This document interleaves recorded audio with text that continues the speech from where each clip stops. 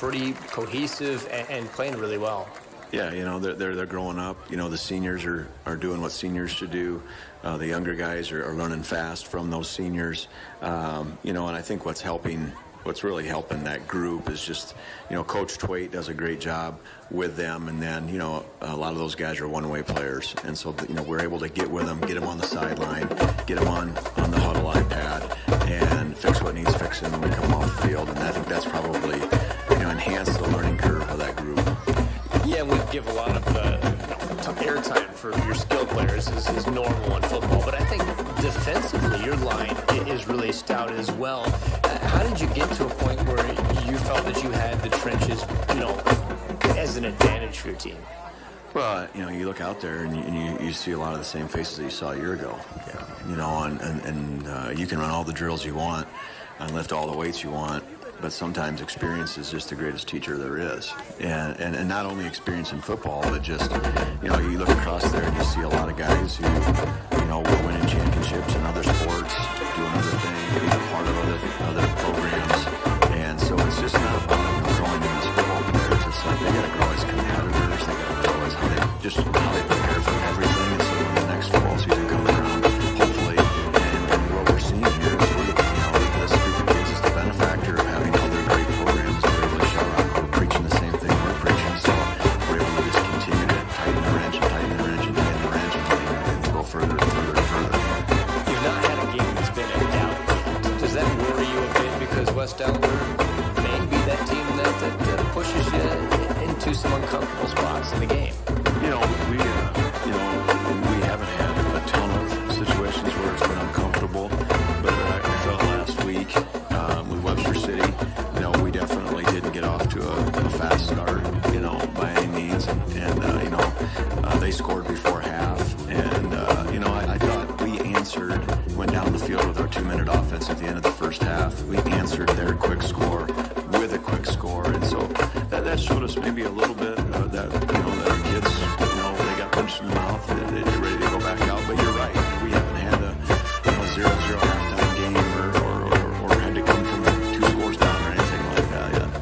Well, Coach, thanks for your time. Good luck tonight. Thank you, man. And that's Coach Mark Hubbard joining us. It's Waverly Shark hosting West Delaware. More to come on the Gateway Sports Network. Count on the area's fastest and most reliable service. Waverly Utilities. They offer fiber broadband service. No other internet infrastructure even comes close to fiber in terms of its speed and reliability. You'll get speeds up to a gig plus, and you'll receive high reliability. Should trouble occur, they'll work to resolve it the same day, based on your schedule. Learn more at waverlyutilities.com.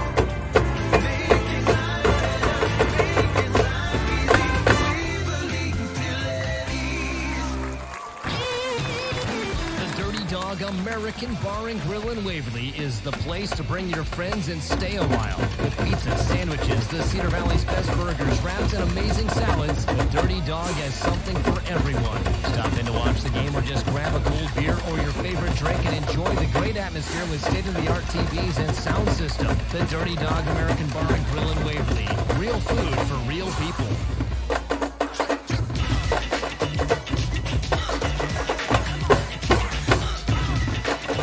Welcome back to the pregame show as Waverly Shark is hosting West Delaware in non-district action. Let's meet the starters for both teams. Let's begin with when West Delaware has the football. They're coached by Doug Winkowitz, and he sends out there at center Peyton Lewin, a 5'10", 216-pound senior, who is right at guard Cody Monahan, a 6'4", 261-pound senior, and right tackle Ray, a 6'5", 225-pound junior. At left guard, Sawyer Falk, a 5'11", 212-pound junior, and Jack Smith, the 6'3", 192-pound sophomore, is the left tackle.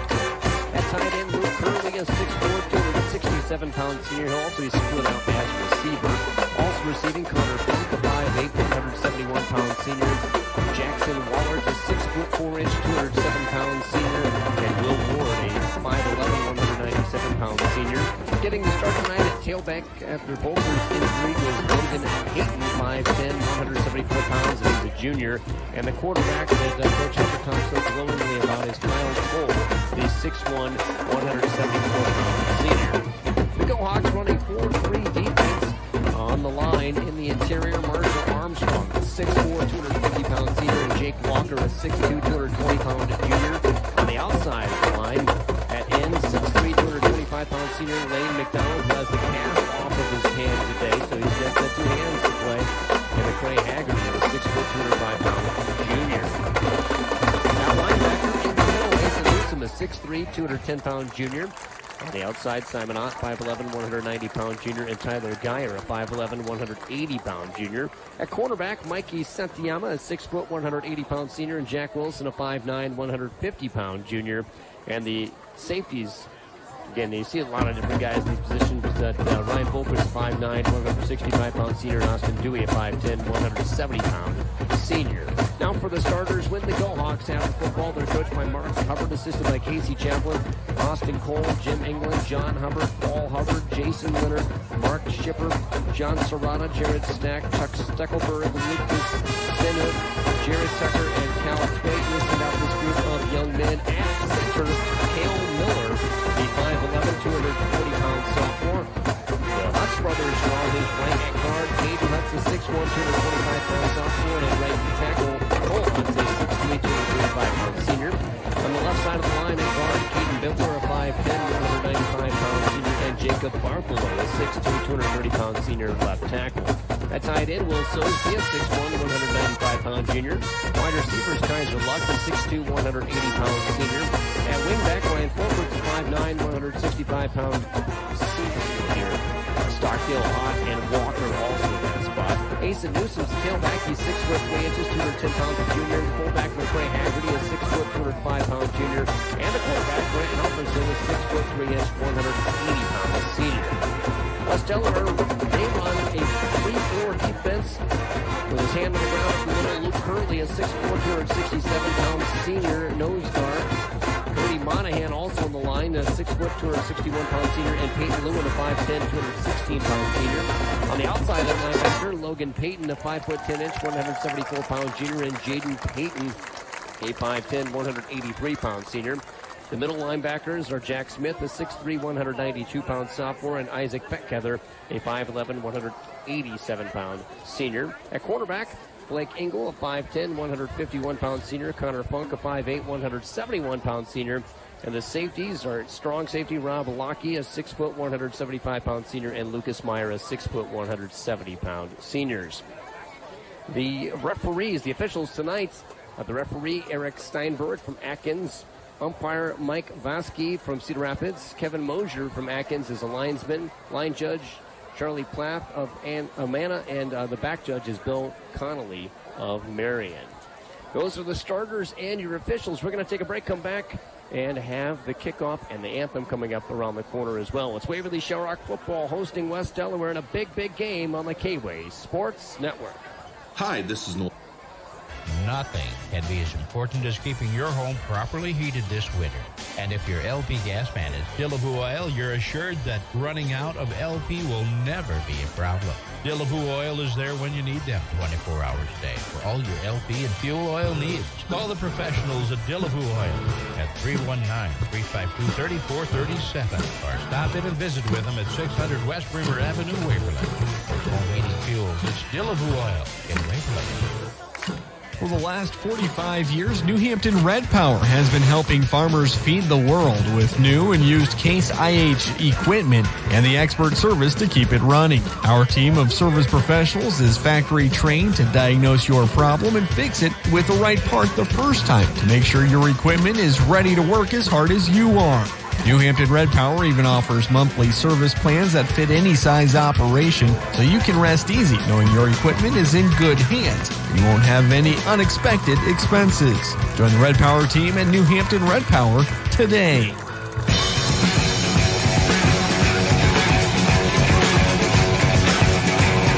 Welcome back to Go Hawk Stadium. Waverly Shark hosting West Delaware. Cheerleaders holding up a sign, and here come the Go Hawks.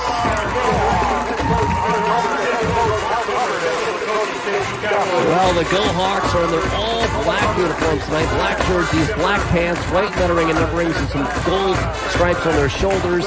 The gold helmets of the black Go Hawks flying on the side. West Delaware is going all white tonight, and so it sets up a pretty cool-looking matchup as the Waverly Shark Marching Band plays the fight song down below. And Greg Stockdale, this is what you live for. Perfect night, perfect matchups, fun. This is why you go out for football. You live for these nights and you dream about these nights. I've talked the last previous weeks about the momentum of this team and the years, and for many years we've talked about the up-and-coming kids, and that continues. But this is tonight. This is what the younger kids need to see, and it keeps their want of going out for football there, and even it incentivizes the experience even more. And we're going to take a break, and you're going to hear our national anthem played by the Go Hawk Marching Band, brought to you by Noel Fry with State Farm. Hi, this is Noel Fry with State Farm in Waverly. As a Navy veteran and State Farm agent, I've protected this country along with my clients' homes, vehicles, and belongings. I invite you to join me in honoring our country with the national anthem. The veterans are bringing out the colors. It's going to be raised on the right-hand side of your dial, the south end zone area, as they'll be lifting that up. And then the colors presented at midfield as well, also by the veterans. Jim Vowles is standing in the bottom of the bleachers as his marching band in their gold tops and black pants.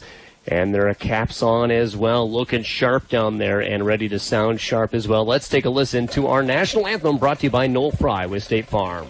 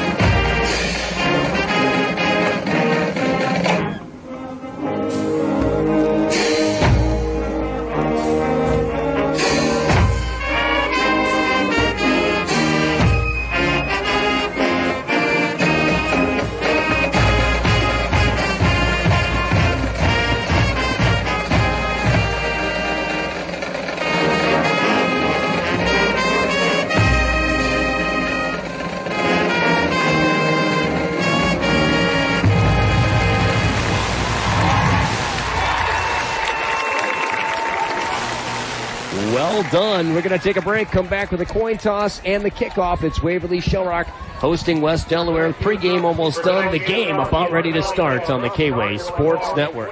For over 155 years, First National Bank has served our communities with commitment and dedication of providing quality financial services. Hi, this is Steve Williamson with First Bank. While our name has changed from First National Bank to First Bank, everything else is the same. We're the same us with just a new name. You will see the same friendly, dedicated staff when you visit any of our locations, and we will be offering the same great products and services to fit your financial needs. At First Bank, we are excited for the future and look forward to serving you first. Member FDIC. Hi, this is Adam with Folkerts Financial Strategies. Life is busy with kids, activities, work, and that much-needed vacation. Who has time to think about retirement and life insurance? Well, we do at Folkerts Financial Strategies, and we'll worry about your insurance coverage and your retirement plan so you can get back to living your busy life. Come see us here at 410 West Bremer Avenue. Folkerts Financial Strategies.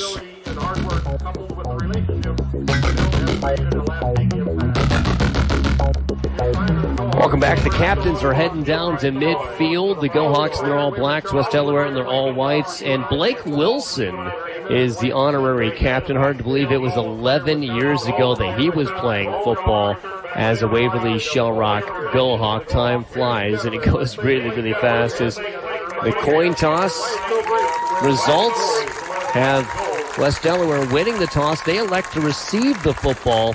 Go Hawks will be kicking left to right on your dial. Again, West Delaware in their white jerseys, white pants, black lettering and numbering with orange trim. Their helmets are white with just a little bit of black with a WD on that. The Go Hawks in their all blacks tonight. And it just the look of it sets up like a monster mashup, Greg. Well, and that tells you, that coin toss tells you what West Delaware knows. They know they have to try to come up on top because that is very abnormal for them to accept the ball and not defer. So that tells you that they really feel like they need to get their offense on the field and try to get our defense in doubt early. So that's an interesting call by West Delaware right out of the gate. And right out of the gate, your kick team wants to be aggressive. 12 minutes on the clock. Again, perfect conditions. It's in the mid-60s. A little cloud cover, mostly clear. There's no rain, no mist. nothing that would distract from the product on the field, which is going to be a monster football game. Simon Ott will be kicking off. The ball is closer to the far side hash mark on the 40-yard line. Again, they're kicking left to right. That's north to south for those of you who are more interested in the cardinal directions. They'll be kicking toward where the marching band is set up in those bleachers. It's a white out for the students. They're wearing their white shirts and jerseys and anything white that they can put on. They look great. They're all standing up. The Go-Hawk Stadium home side is full. West Delaware with a decent number of fans for them. As Hells Bells plays over the PA. Doesn't get much more football than what we're about to do right now as Simon Ott puts his hand down. Here's the kickoff. We're underway. As the chalk flies up in the air from the students, it's a touchback. And West Delaware will start the ball on the 20. What a cool picture that is right in front of us, Greg. Very cool. I don't know what that is going in the air, but it's a cloud of something, and it's white. And it's obviously white out tonight in the student section. And what a great kick right out of the gate by Simon Ott. You know, in weeks past, we've kicked that out of bounds and accepted a penalty there. So nice job on Simon Ott to get that deep to force West Delaware to start on their 20-yard line. We're going to have to look through the cloud of white chalk that was tossed up in the air by the students. What a cool deal that is. West Delaware with twins off the left-hand side. Kyle Cole is in shotgun formation. He'll hand the football off. Running back bounces to the near side, gets the 25 down to the 30. First down run. Running right toward the Go-Hawk sideline, and West Delaware is going to move the chains. Well, that's what they want to do. They like this quick offense. Their plays do not take very long. They want to get them out there, but their backs are quick, and we're going to have to wrap up tight at the line of scrimmage. Go-Hawk freshman won by 10, but you can see that even in that offense that they like to get right to the line of scrimmage, run downhill quickly. Wide receiver on either side. Jet sweep goes right-hand side. Go-Hawk stretching it to the edge, but he does get to the corner. Going to the outside is Ward, and another first down run for West Delaware. So they've got two 11-yard runs to start the football game, and they're all the way to the 41 after the Go-Hawks started the contest with a touchback. Yeah, we're just going to have to adjust the defense here to try to get better outside contained and not let them stretch that to the sidelines like they've been able to the last two plays. First down and 10, Twins to the short side of the field. Curley, the H-back, lead blocks for the running back who gets about 4 yards straight up the middle. That was Funk who ran right up the middle. Ran up the middle. They've got a lot of guys listed as wide receiver, but just about all of them will run the football as a running back as well. Well, they rotate a lot of guys. You're seeing this fast-moving offense. They're on the ball ready to snap it already. Second down and 6. Back to pass is Cole. He's got all day to throw. Heaves one down the seam, wide open. The ball is off the hands of the intended receiver, Luke Curley. The 267-pound senior was open but couldn't catch it. Now, that's something that was on film. They've only thrown the ball over 10 yards 4 times in their first 3 games. So that's an interesting call that early in the game because they haven't been very good at catching the ball either, as they've just shown there. But that's a very rare play because they've only shown that on film 4 times in the first 3 games of a pass over 10 yards. The only thing Kyle Cole, the quarterback, could have done better was run down there and catch it himself. Yeah, exactly. Twins the left-hand side. There's a tight end to that side as well. Third down and 6. It's a long 6. Now the tight end goes in motion, becomes an H-back. Runs the ball straight up the middle. And there is Funk close to the first down, but he's going to be a bit shy. Yeah, it's getting a little feisty down there. You see Lane McDonald looking for a call there, but our kids are going to have to fight. We've got a 4th and short. It'll be interesting. West Delaware looks like they're going to go for it here, Matt. Yeah, they're going for it. 4th down and inches right at midfield. Shotgun formation for Cole. He's going to keep it, run right up the middle, and he's close. But I think he got it. I think he got it. And they have not signaled yet. Now they're saying move the chains. First down and 10. It's into Go-Hawk territory at the 48-yard line as West Delaware is having a good drive so far. Just moving the ball big chunks at a time. Twins off of the short side. That's on the far side of the field. Cole hands the football off. Go-Hawks look like they had a bottle, but then sneaking out of that is Peyton down the sideline, a 15-yard run. And West Delaware's offense looks super smooth. Yeah, what we're not able to do right now is we're not containing the edge. They're able to set the edge and pretty well do whatever they want to do. We're not able to get any penetration, and if we do, they've already reached the second level. So our linebackers going to have to do a better job of pursuing to the football, taking a shorter angle to get to that ball carrier quicker. Yeah, those outside linebackers particularly. You're looking at Geyer and Ott. Shotgun formation, first down and 10. Cole back to pass. Has some time. Oh, it's a hold. Not called. Asa Newsom was tackled. Cole takes off running, and now he's tackled. One of those tackles legal is Folkerts. There's a flag. They got it. I didn't see it right away, but Asa Newsom got wrapped up, and that's going to be an easy call. And it is a hold as the white hat, Mr. Steinberg, signals that, and I think there's about 700 people here that could have made that call. Yeah, I'm pretty sure that everybody saw that hold, but again, you saw that quarterback have plenty of time, and in some ways that's a coverage hold. Our receiver or our corners did a good job of picking up their receivers, but you notice that West Delaware's running no huddle here, so they're not giving us the ability to substitute and switch into a different defense. So we've got to stay in here right now. Now you see this, they're coming back out quick again. First down and very long. First play that's gone the Go Hawks' way so far this game. 3 wide receivers, 2 to the right, 1 to the left. Handoff goes up the middle. And there's the Go Hawks look like they have it. Oh, no, West Delaware get back on top of it. It almost bounced to Folkerts, and the ball ended up being picked up by a West Delaware Hawk as they punched the ball out of Peyton's hands. And it's still second down and very, very long. So at the 45, they've got to get all the way to the 21 for a first down. Well, we've got to be smart here and play, and, that's the excitement that we're going to need tonight is getting that takeaway belt, but we need to get that football next time. 9:25 to go in the first quarter. No score. Empty backfield. Cole back to pass. Has lots of time. Throws underneath. It's completed at the 41. Now cut back inside at the 35 and tackled. Halverson made the catch. Yeah, and he did a nice job of just getting lost in the flat there. Our cornerbacks had to run off and go with the receivers there, but they just did a good job of ducking him underneath and just threw it a little lob in there, and he could do whatever he wanted. But fortunately, it's still third and long here. Third down at 15. Yeah, you have to give those under passes, and I think the Go Hawks covered it well. They got a D tackle making a catch on a wide receiver. Yeah. Don't see that a whole lot as Marshall Armstrong made the hit. Trips off to the right-hand side.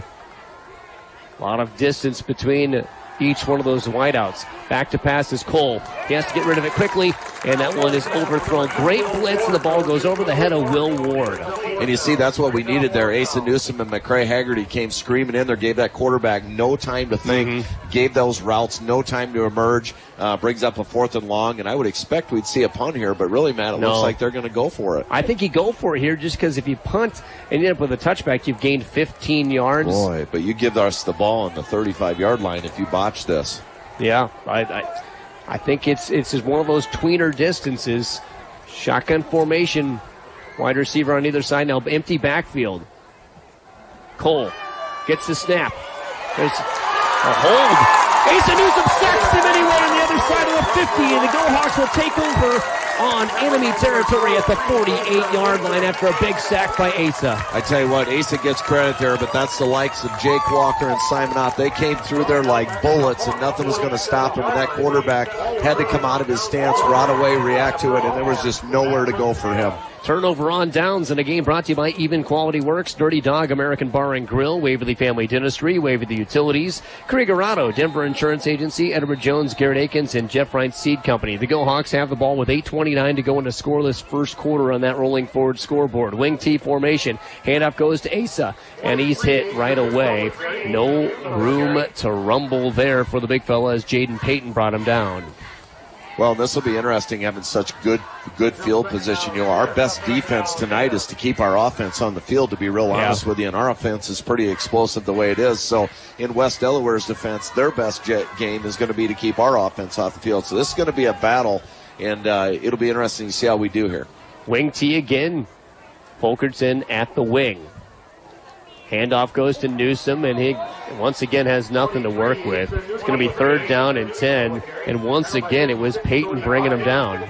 Well, we're staging this a little bit. We're running jam in the middle, and you'll see us try to bounce it on the edge here, and I think that's our best game, and then hopefully try to get into some type of flag route with Kaiser Luck or one of our receivers. But right now we're setting this up to see how their defense is going to respond, and I would assume we'll see something on the edge or a pass here on 3rd and 10. By the way, Jack Smith, linebacker for West Delaware, showing good sportsmanship, helping Asa up. 3rd down and 10. Still the wing T formation.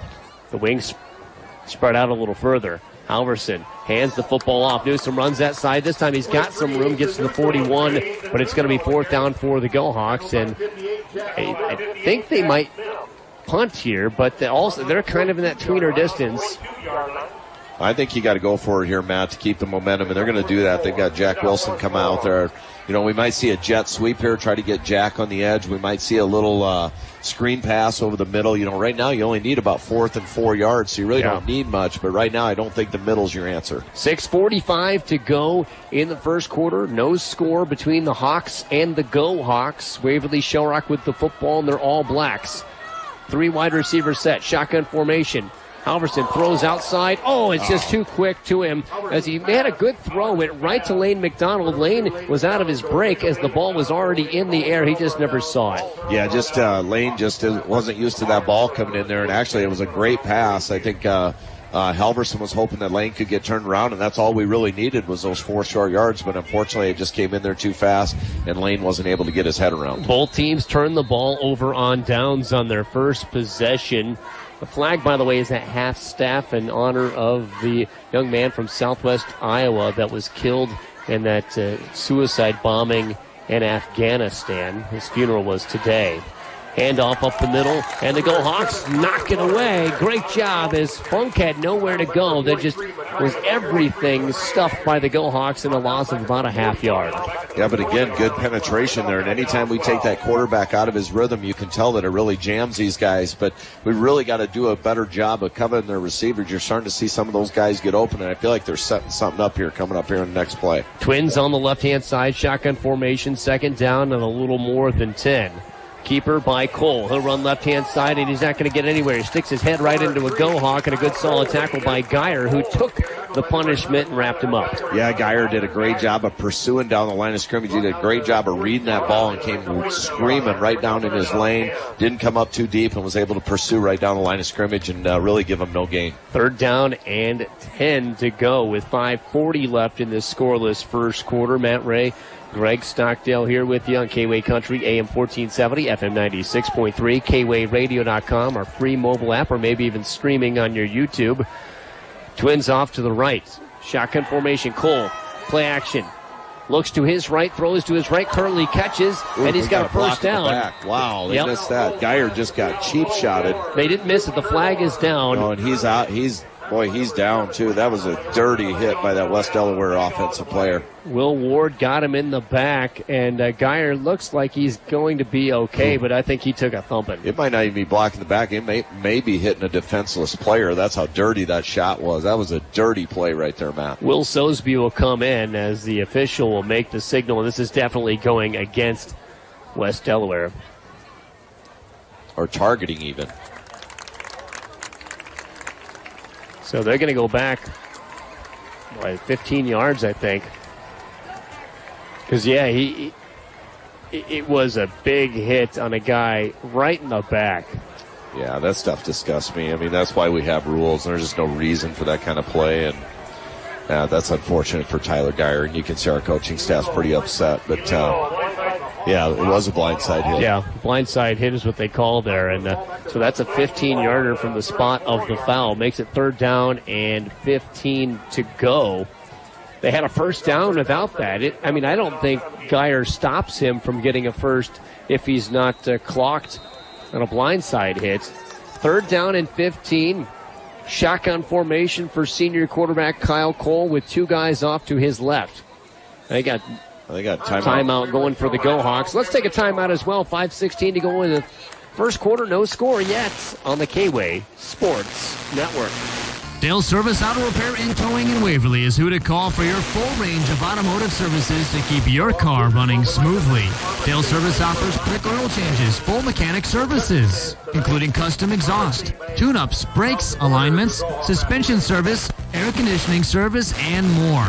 Stop by today for a free estimate. Dale Service also has 24-hour towing and 24/7 roadside assistance. Call 230-3081 in case of emergency. For exceptional auto repair in Waverly, give Dale Service Auto Repair and Towing a call today.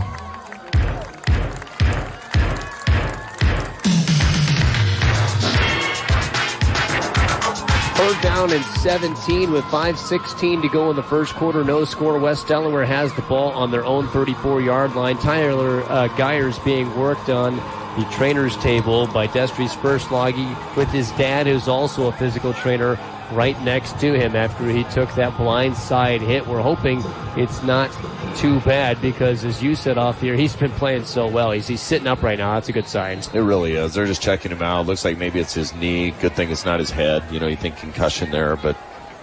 Shotgun formation after the timeout called by the Go-Hawks. They're down to 2. Cole blitzed. Newsom gets him against the fumble. Well, he picked it back up. It bounced back up in his hands. I think it started to slip out of his hands, and he ended up holding on to it. But Asa Newsom with his second sack of the game, kind of looking like his brother Mo is sacks tonight. Yeah, Big Mo, little brother out there doing his job, and then Jake Walker was right in there too. And again, just like that last drive, they came out of there like torpedoes. And what is this, like 4th and 40 by this point? I mean, they've got a ton of yards to gain here on this 4th down. It is 4th and 31. I'd like to see us come after this punt, try to block it. Looks like they're doing a safe return, though, and they are. The kick is a high hanger. Wilson takes it at his own 40, gets a good block across the 45, but he's tackled. Great open field tackle there by West Delaware, as Jaden Payton again has made a tackle. He's been a really good player for them, but the Go-Hawks have good field position on their own 45-yard line in a 0-0 game on that rolling forward scoreboard with 4:26 to go in quarter number 1 in this big matchup. It's the 5th-ranked team in Class 4A. That's the Go-Hawks against the 3rd-ranked team in Class 2A. That's West Delaware, according to the Radio Iowa rankings. Last year, West Delaware was an eyelash away from a state title, in my opinion. They beat the Go-Hawks 35-0, so this is a big game. This is the toughest game of the year for Waverly Shamrock. Wing T formation. Walker's in at the wing. They'll hand the football up the middle, and there's just not a whole lot there. About 3 yards there. Haggerty, with his first carry of the game, makes it 2nd down and 7 to go. The Go-Hawks still looking for their first down. I'll tell you, when you talk about smash mouth football, you're seeing it right now. There is some heavy hitting going on at the line of scrimmage, and these guys are just working each other over step by step, move by move, and it's interesting to see how powerful these guys really are up front, and the energy they are exerting to do this. Wing T again, Cale Miller ready to snap the ball to Grant Halverson. Somebody jumping offside. They do get back, and that's going to be an encroachment. 5 yards. The Go-Hawks will have 2nd down and short. You got to love that hard count from the senior quarterback. Yeah, that was great. And you can have a hard count, but you remember how many times in high school somebody on your own team jumps? It's risky. I mean, it's almost a bigger risk for the offense than it is the defense. And as a coach, you get nervous when you call it. Yeah. So that really tells you how tuned in our offense is right now to pull that penalty off. That's right. I remember how many times we yelled. It said go on 2. 2nd down and very, very short. Go-Hawks are in Hawk territory at the 46-yard line. Wing T formation. Haggerty and Newsom back behind Halverson. Play action. Newsom. It's Haggerty outside on the flats, catching at the 40, down to the 35, and out of bounds. Great pass by Halverson, who was getting blitzed. Yeah, and McCray did a good job of just running the flat there. He got on the front nose of the linebacker and just went to the edge there, allowed that play to evolve, gave Grant a chance to roll out to buy some time there, and he put it right in the hands of McCray Haggerty. That is the first Go-Hawk Dodge Ram first down. Krieger Auto in Waverly's your Dodge Ram headquarters. The Go-Hawks down to the Hawk 35. Wing T formation yet again. Handoff goes to Newsom. Yet again, he runs, sneaks through a sliver of a hole, and gets about 4 yards, bringing up a 2nd down and 6 as he ran right behind the right tackle, Cole Hutz. Asa's really doing a good job of allowing that play to evolve. He's just become so patient. I talked about that last week, letting his blockers get in front of him. And a great athlete, usually a great athlete like Asa is very smart, and you can see his intelligence working for his advantage out there with really what was nothing when the play started. Walker and Haggerty come off. Ott and Stockdale come in. That's the speed group. Shotgun formation. Twins off to the left-hand side. Tied in on the right. Wingback on the right. Jet sweep goes to Stockdale. Stockdale with a good hole in front of him, 30, 25, and that's a Dodge Ram. First down, a gain of 7. Krieger Auto and Waverly's your Dodge Ram headquarters. Yeah, and that's that jet, and they use a little speed. They'll use Dylan and they use Jack Wilson in that setup. And, and then now we'll run that again where we'll fake it and come out in a naked boot, or we'll come out of a dive power or a trap out of that. So really a good job by the offensive line to make that hole to allow Dylan to run up in there and get the first down. 2:26 to go in the first quarter. Go Hawks and Hawks tied at 0. Twins on the short side of the field. Ball's on the right side hash. Handoff on the shotgun to Newsom. Newsom rumbles across the 20, and there's a flag that flies. And I think that they just caught a Go-Hawk with a transgression. Yeah, and Cale Miller's going to have to come out. His helmet came off, so that means Jake Walker's going to have to come in for a play here. A chop block. So someone was engaged high when someone else hit low. I didn't see it myself. You got a chop block and one of the Go-Hawks loses the helmet. That's kind of confusing to me, but it is a costly penalty for the Go-Hawks. And a game brought to you by Jerry Rolling Motors, American Family Insurance, Christie Meath Agency, Inc., Security State Bank, Johnson Financial Services, Dale Service, Wooden Foot Saloon, and People's Insurance. As the ball goes all the way back to the Hawk 39. The Go-Hawks have to get to the 15-yard line for a first down. That's a lot to ask, but it is first down. That's the good news. Shotgun formation, Twins off to the left. Halverson barks out the signals. Back to pass. Throws deep to Luck, and it's just beyond him. They seem to be off the same page. It looked like Luck came out of his break a little slow, and credit the cornerback for slowing him down. Well, and they're trying to set that out. What they hoped to do is they were hoping that corner would bait on Dillon running out in the flat there, and he went out there, and the corner did actually an excellent job and just ran with that route with Kaiser, which just didn't give him ability to get that extra step he needed. The ball really was placed perfectly. Kaiser was just taken out of his rhythm a little bit there. All four of the D-backs are seniors for West Delaware. They're not going to fall for much. Second down and 24 for Waverly Shark. Once again to that shotgun formation. Halverson, play action. Looking to run himself now. He throws the ball away. That may be intentional grounding. I think he was out of the box there. That's a new rule in high school to protect himself. He's allowed to throw it out, similar to what you see in college now when he's out of the pocket. Well, it was close there, but the officials obviously agree with you, Greg. Third down and very long here. And if you can get something of note yards-wise, then you can go for it on fourth down. Otherwise, you're going to have to punt. Yeah, we're going to have to come up with something. I think we'll see something basic here, nothing real tricky. I don't think we're going to see any halfback passes or anything crazy right now. Two receivers right, one left. Shotgun formation. A lot of pressure up the middle by West Delaware. Good blocking by the Go-Hawk offensive line. Halverson steps up, throws, the ball is over the head of his intended receiver, Lane McDonald, who's searching for a flag, not going to get one. And the Go-Hawk coaching staff is going to send the punting unit out, it looks like. Well, the Go-Hawks and Hawks playing to a stalemate with 1:58 to go in the first quarter on that rolling forward scoreboard. So far, all you're doing is mounting a pile of tension, and when somebody scores, the tension's going to blow. Well, the person makes the least amount of mistakes right now is going to score first, obviously, but it's going to come down to somebody making a mistake. Let's see what I can do. He's got 39 yards to go to the end zone, wants to put it just shy of there. Kicks the end of the ball. And unfortunately, he's got too big of a leg as that goes out the back of the end zone on a roll. And it'll be first down and 10 for West Delaware on their own 20. That's where they started the first drive of this entire game. They'll be going right to left on your dial. And so you've seen a couple drives from the Go-Hawks. It looks like they have some promise, but West Delaware's just a good team. Yeah, we've got a couple things there on a couple passing routes. If Grant can get a little bit more time, there's a lot of flat routes that were open there that they didn't pick up. So I think we're probably looking at some things down on the iPads there that we're able to see, and you see the coaches reviewing some of those plays with the kids. But right now, we're in a street fight with West Delaware, and like I said, the person makes the least amount of mistakes is going to win this game. Coach Hubbard, Coach Winkowitz, two really good coaches. They don't put up with mistakes. Shotgun formation. Oh, they're man in offsides. motion. That's on them. Yep, false start. 3-5 yards now for the Go-Hawks as West Delaware going the wrong way back to their 15. Again, the Hawks in all white, the Go-Hawks in all black on this beautiful night at Go-Hawk Stadium. The parking lot couldn't be much more full. Thank goodness you got parking crew helping everybody fill that thing, and this is a big, big night. And if you're close by, stop by Go-Hawk Stadium. Here's a pass to the outside. It's there's caught. A hold at 82. Wow. And then a tackle on the sideline right at the 21-yard line after Will Ward got the football. And there was a linebacker trying to make the play, and Wallert, the wide receiver, was kind of latched on to him in a block. We got second 10 here right in defense. We kind of got them pinned on the 20 here, but again, you don't see West Delaware substitute much. They really run a fast offense here. I should mention Geyer is out there again after being blindsided. He's still healthy enough to play. Trips to the right-hand side. Deep drop by Cole. The 5-step drop. He's going to be hit. He's sacked. Here you go, Mr. Walker.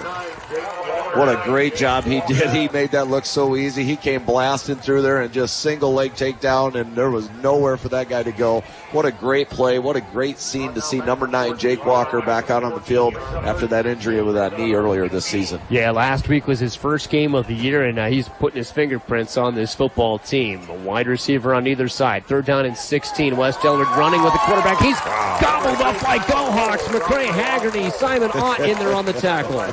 What a great defensive stand. I mean, like torpedoes coming in there, and now we've got him pinned deep where maybe you do call that punt. What are they, on their 10-yard line? I think you got to call this quick and try to set up a punt block, try to get this thing blocked into the end zone. Connor Funk is the punter. The one thing you don't want to do is run into or rough a kicker. Doesn't look like the Go Hawks are sending any pressure. Funk catches the ball in his own end zone. Gets an end-over-end kick. Mikey Santiama on the far sideline catches at the 39, 35. Now down to the 30, and that's where the Go Hawks will have the football. Fantastic field position with 37.8 seconds to go in a scoreless first quarter on that rolling forward scoreboard, but the offense must be drooling with the football this deep. Well, I tell you, this is great field position. We need to capitalize here. 37 seconds left, run a play, maybe 2, try to get some yardage, get West Delaware. And you got to think that with that powerful first quarter, somebody's got to wear out here. And the Go Hawks have the ability to be fresh. I just don't know how deep the defense lies for West Delaware in terms of freshness. Yeah, they've got a lot of guys on their sideline, but not as many as Waverly Shellrock. Go Hawks in a wing tee. Handoff goes up the middle as McCray Haggerty pushing the pile for 5 yards to the 25. It is so chippy right now. There's guys shoving each other. They do not like each other right now. We're in an absolute slugfest with these guys. I will say, I love watching Waverly Shellrock West Delaware games than anything. They're good at everything. Both these teams, both these schools are good at everything. 13 seconds to go in the quarter. Still no score. Wing T formation. Halverson hands the football off up the middle in just a short game. That'll be the final play of the first quarter. The Go Hawks will have 3rd down and short when we come back. It's 0-0 through 1 quarter of football. This is a great game on the K-Way Sports Network. If you want the right car and you want it simple, there's no pressure, we're just here to please ya. Cherry Rolling Motors is right for you. You'll be riding in style, you're in luck. 'Cause we got the cars, we got the trucks. Cherry Rolling Motors is right for you. Cherry Rolling Motors, right for you. Get the ride you want with the value all day. We got the Buicks and the Chevrolets.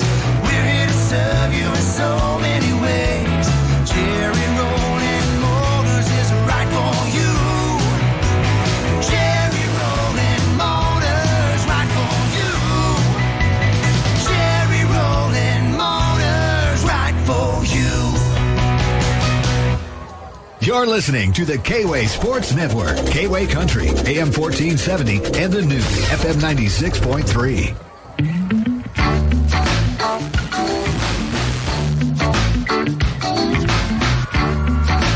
12 minutes of football has been played, and I'm so thankful there's 36 more to go. 0-0 the score. Waverly Shark will have a 3rd down and 2 coming up as they switch to go from south to north. That's right to left on your radio dial, and they're all black uniforms. West Delaware defending, and they're all whites. The Go Hawks started this drive on the 30 after a great defensive stand. Man in motion. Handoff up the middle. Haggerty has the 1st down as he spins forward, still pushing the pile. Hold on to that football. McCray, as that's a Dodge Ram 1st down. Krieger Auto and Waverly are Dodge Ram headquarters, but there's some laundry on the field. I mean, a face mask here as he was going down, I think. Face mask on West Delaware, I believe. It came pretty late, so you might be right. Let's see what the referee signals. It is a face mask.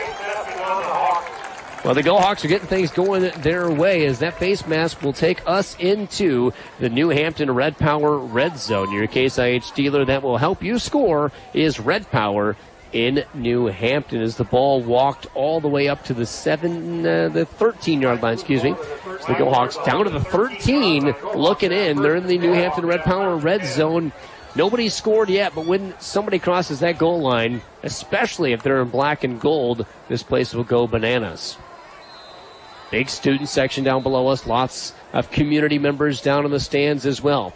Halverson hands the football off right-hand side to Newsom. Newsom dancing around the outside, and he's shut down. West Delaware trying to pull the football out of his hands, but good outside contained by the Hawks. Yeah, they really knew that was coming. And actually, Asa did a really good job. There wasn't anything there really when he first took it, but was able to at least get a yard to something out of nothing. But they're down there trying to strip that ball out, and Asa's doing a good job of hanging on to it. Yeah, the Go Hawks have taken the ball away a lot. West Delaware, they have that mentality as well. 20 seconds on the play clock as the Go Hawks break the huddle. Deep in enemy territory. Haggerty and Newsom back behind Halverson. Handoff goes to the wingback, left-hand side. That's Folkers jittering across the 10 and down to the 8-yard line. Nice run by Ryan Haggerty, who is the very quick 165-pound senior. Ryan Folkers. Folkers, excuse me. He runs like Haggerty, though. They're both really fast and run really hard. But, yeah, we got a nice 3rd down and 6 here, 3rd and 7. Very obtainable. We're deep in their end zone. Be nice, or deep in their red zone here. Timeout taken by the Go Hawks. They'll have one timeout left in this half. When we come back, West Delaware has all 3. 0-0 the score. That could change on the K-Way Sports Network. Don't have time to run to the bank? Well, now you don't have to. Hi, this is Rayanne at Security State Bank in Waverly and Shell Rock. And with our mobile app, you can check your balances, transfer funds, and now even deposit your check, all straight from your phone or tablet. Just open our app, take a picture of your check you want to deposit, and the money will be deposited into your account. You get the big city convenience with the local service you've come to expect, so come see the difference a local bank can make at Security State Bank in Waverly and Shell Rock. Member FDIC.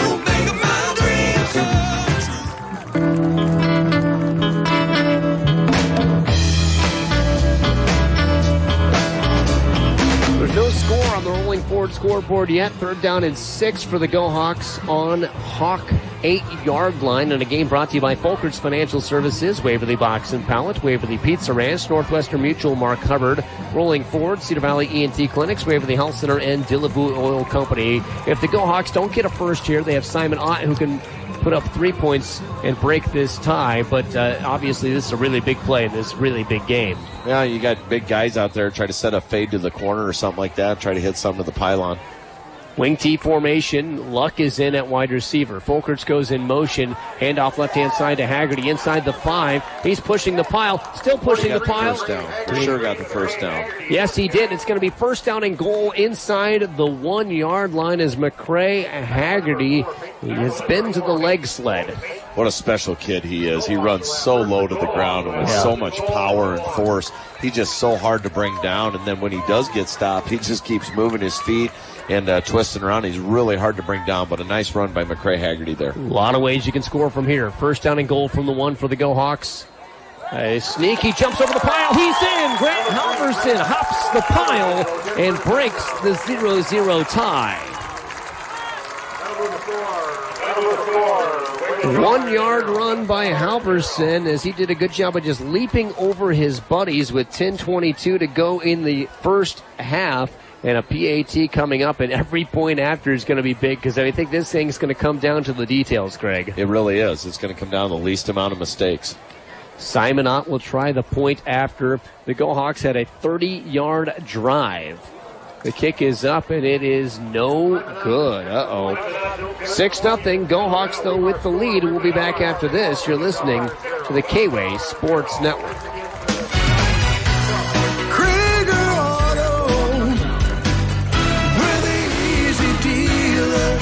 We're here with qualified technicians willing and ready to keep you and your auto running smooth. Hi, I'm Travis with Krieger Auto and Truckville in Waverly. We've stayed current with the latest technology. Our fast, friendly, and knowledgeable staff can help handle a full line of services from oil changes to complete engine overhauls, tires to transmissions, mufflers to brake jobs, and tune-ups, and we service all makes and models as well. Keeping your vehicle running smooth is easy. Call us today. We're Krieger Auto and Truckville in Waverly, the easy dealer. Go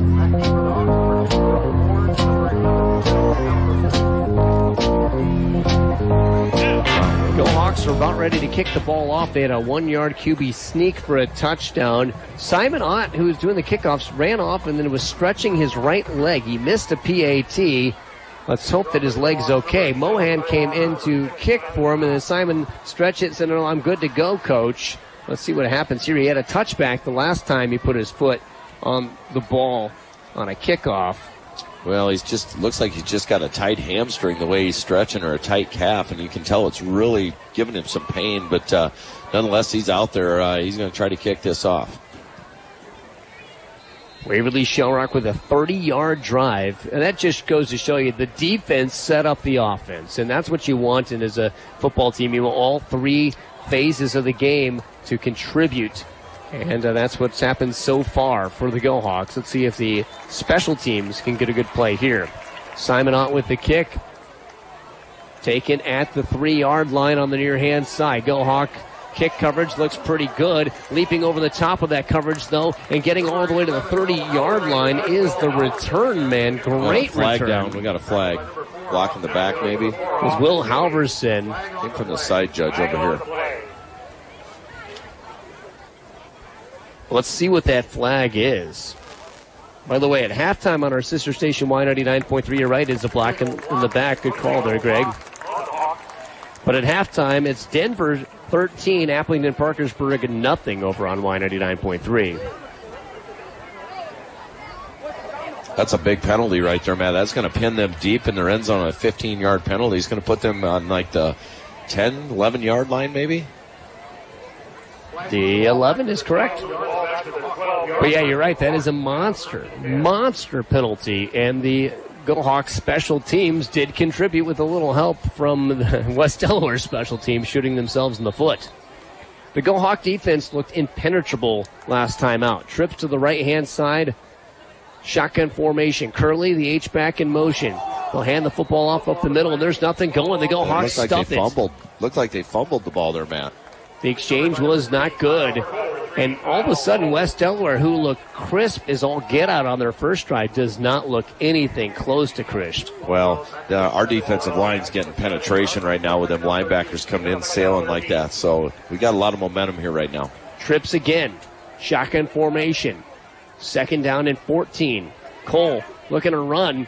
He runs opposite of the trips, and he's brought down. He got 4 yards on that, but that's going to make it 3rd down and 10. Well, what they're trying to do is get their quarterback some space there, so that's just a play kind of like what you see in the NFL when they run a quarterback keeper. They're just trying to buy some space behind them so they don't end up getting a safety.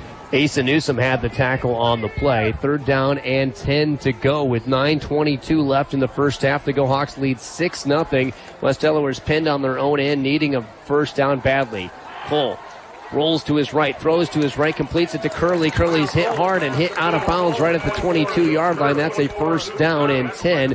Curley's a big guy. He's a big target to throw to, and you kind of bounce off him as a cornerback. Well, what they did is they ran off Jack Wilson and Dylan Stockdale. They got them to run out, had their receivers take them with them, and then just ran him out in the flat. It looks like we've got somebody. They're going to measure. They're going to measure here. Boy, I think he got it, Matt. It looked to the naked eye like he did. But one of the things, you have a grass field, the lines aren't as perfect as when you get on field turf, like I see a lot on Saturdays. The chain gang has to go 53 yards across the field to get to where this one is set up. And there's Go Hawk bodies in front of me, so I'll tell you, I can just barely see through a hole of players to see whether this is going to be enough for the first down or not. Oh, he's short. He's short. Not a favorable spot. He must have stepped out of bounds when the Go Hawks slammed into him on the sideline. That's interesting. Boy, now, what do you do? They're got to punt. West Delaware has to punt. They cannot give us the ball. There's no way that Winkowich is going to give us the ball this deep in their territory. That's a big measurement. But I really think that the Go Hawks have to come after this right now. They have so much momentum. Just bring a surge up the middle and see if they can get this thing blocked. Boy, that is such a huge measurement. Huge play.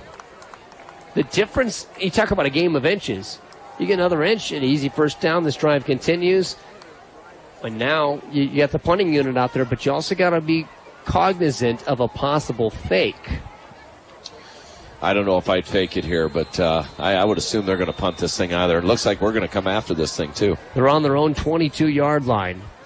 And they do snap it back to the punter. He kicks it. A high hanger. You're going to let it go. Peter's the call. It takes a Hawk bounce across the 50 and goes out of bounds at the Go Hawk 45, where Waverly Sharrock will take the football as they have a 6-0 lead with 8:59 to go in the first half. Our game brought to you by Waverly Tire Company, St. Paul's Lutheran Church and School, Janesville Lumber Company, Butler Bremery Communications, New Hampton Red Power, First Bank of Waverly, Plainfield, and Cedar Falls, Scoop Feed and Supply, and Berkshire Hathaway Home Services, both Emily Scott and Jim Hurley. Boy, that defense looks phenomenal. They do, and again, that's Coach Hubbard been talking for weeks about how fresh, and our kids are able to rotate, and you see the mixes of different kids out there, but you're starting to see that play part in this game right now. Shotgun formation. The Go Hawks went out a lot out of shotgun last time out. Handoff goes left-hand side to Newsom. Newsom does get to the edge, across the 50, crashes to the 49-yard line. A good first down run of 5. Asa did a good job again of being patient there. I keep talking about that, but he's gotten so good at just letting that hole come through, and then he works his way up there with that powerful speed of his, and really gets 5 yards out of nothing right there. Go Hawks just barely get into West Delaware territory in front of their big crowd. In the toughest game of the year, they lead 6-0 with Twins off the right-hand side. Halverson hands the football off to Newsom. Newsom tripped up at the 45. Is going to be shy of a first down. That's a good handoff by Halverson on that read option. Yeah, it really is, and Asa did a good job there. He just slipped a little bit. Otherwise, he would have got a first down, but really just set up really in a third and short here. We should be able to get this and get a first down. Ball's on the left side hash, so the wide side is the right-hand side. Third down and less than 1 to go, as there's a lot of time on the play clock. I wouldn't put it past the Go Hawks just to try to see if they can get an encroachment. Handoff goes to Newsom, right-hand side, first down, across the 40. He's still on his feet, shoving 3 guys to the 35-yard line. That's why D1 coaches want him. And I'll tell you what, that was a great play call by Coach Hubbard there to run that. They're so used to coming him up the middle, and this time what they did is they let that tight end seal that edge, and Asa popped off the back hip of that, and those powerful legs. You were not going to deny Asa Newsom that first down, and what a great display of running by Asa Newsom right there. Chuck Steckelberg up in the booth, I'm sure, was hoping that one would work as well as it did. A first down and 10, a Dodge Ram first down. Krieger Auto and Waverly, your Dodge Ram headquarters. The Go Hawks continue to move the football. Now they're in the wing tee. Halverson watching a blitz come and somebody moved. We were moving. Yeah, the middle linebacker showed blitz, and I think it spooked the Go Hawks into motion, and it did. Be first down at 15. 7:28 to go in the first half on that rolling forward scoreboard. Still 6-0. Waverly Shell Rock leading West Delaware in a game of top 5 teams. Cheerleaders standing shoulder to shoulder, looking as nervous as all the parents in the stands. I think we got a officials timeout here. It looks like is one of the Huts kids got a equipment issue. Yeah, that's Cole Huts. Not sure what they're looking at here. Coach Hubbard's showing him something. I don't know if they're. It's the knee pads. They're checking to see the length of the knee pads, I think. Well, that's a rule. If they come above the knee, he's got to come out, and that's what the officials say, and they're making him come out for that, aren't they? Yeah, they are. I don't know if he's got tape or something around thigh pads, but they got to find a way to loosen the girdle or something here. Get that thing down. Doesn't he have knee braces on too? He does, yeah. So they're checking something with his legs. I don't think he's going to be out for long. First down and 15. Halverson hands the football off. Double handoff goes left-hand side. That's Big Walker. Oh, he is jacked. He just got hammered on the running play by Lucas Meyer. The 170-pound senior hit a guy over 200 and knocked him backwards. That doesn't happen to Jake very often. Yeah, Jake really did a good job. He was running fast there. Just unfortunately, he's running high. And when you run high like that, straight up and down, you don't protect yourself. You're going to take a blow like that. But nonetheless, I'm sure that defender felt that hit just as much as Jake did. Marshall Armstrong, by the way, is playing right tackle. That's something he did a lot last year. Has been exclusively defense this year until this point. Twins off the left-hand side. Second down and 13 to go. Shotgun formation. Stockdale goes in motion. They fake the handoff to hand. The ball's on the ground. And West Delaware says they have it. They do. The Go Hawks fumble the exchange. And West Delaware now is going to have good field position as they recover on their own 44-yard line. Yeah, it looks like maybe Dylan got there a little quick. He was running that motion on that jet sweep, and it just looks like him and Halverson had a little miscommunication there. Yeah, it looks like it was cluttered up. It just goes to show you just how incredibly important the timing is on all these plays the Go Hawks run.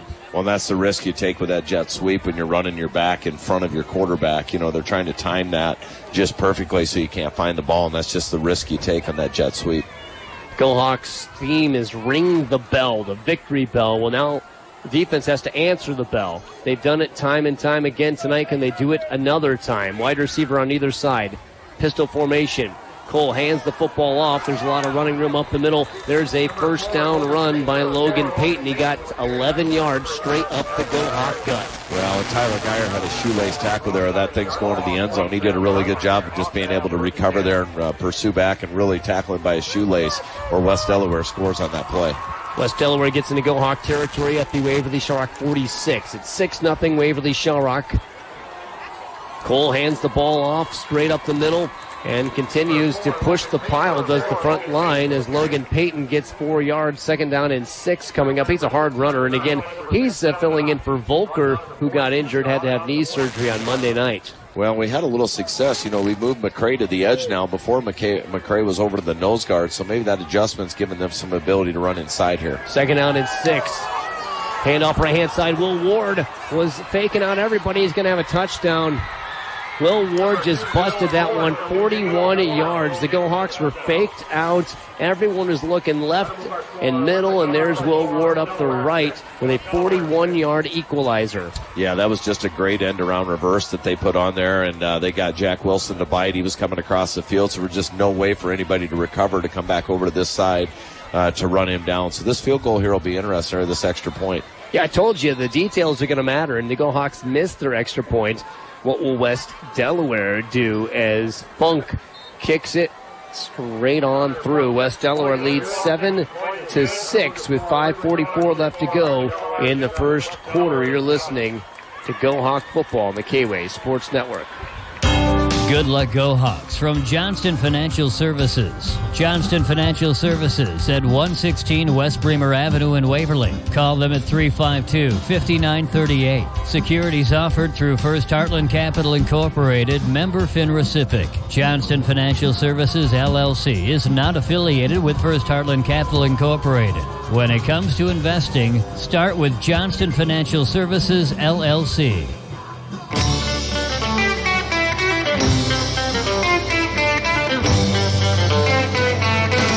7-6 West Delaware with the lead with 5:44 to go in quarter number 2. The Go Hawks will be receiving a kickoff for the first time today as Jack Wilson and Kaiser Luck will be the deep men here. And a big play equalized it. The Go Hawks probably have been the better team thus far, but the 1-point difference doesn't care. Well, that's part of a slugfest, you know. Like I said earlier, the person that makes the least amount of mistakes of the team is going to be the one that wins this game tonight. And really, that's kind of an error because they caught us off guard there coming across. It's football. It doesn't mean anybody did anything wrong. They just caught us in a play that we didn't think we were going to see. Funk will kick the football off, and it is taken by Luck at his own 6-yard line. 10 to 15, runs to the near side, 20, breaks a ankle tackle and gets to the 25-yard line. That's where the Go Hawks will have the football. And you have that, again, that big play by Ward was just a great fake, just a really well-designed play. And now the Go Hawks know they've got well-designed football plays. West Delaware's got a guy down here. Yep. There's an injury timeout as a young man from West Delaware is lying on his back. Let's hope that he's okay as they're attending to him. We'll take a timeout. You're listening to Waverly Shellrock Football as they trail 7-6 with 5:37 to go in the first half on the K-Way Sports Network. Tomorrow, it means something a little different to everyone. To some, it feels like it's a season away. To others, it's the next whistle to get back into the game or on the mat. People's Insurance Agency and Auto Owners celebrates our local student athletes. They embrace the promise that tomorrow holds, and we love cheering them to victory. We'll score that three-pointer or take it to the mat for your insurance needs every time. So contact People's Insurance Agency at 1-800-658-3027. Your local Auto Owners agent.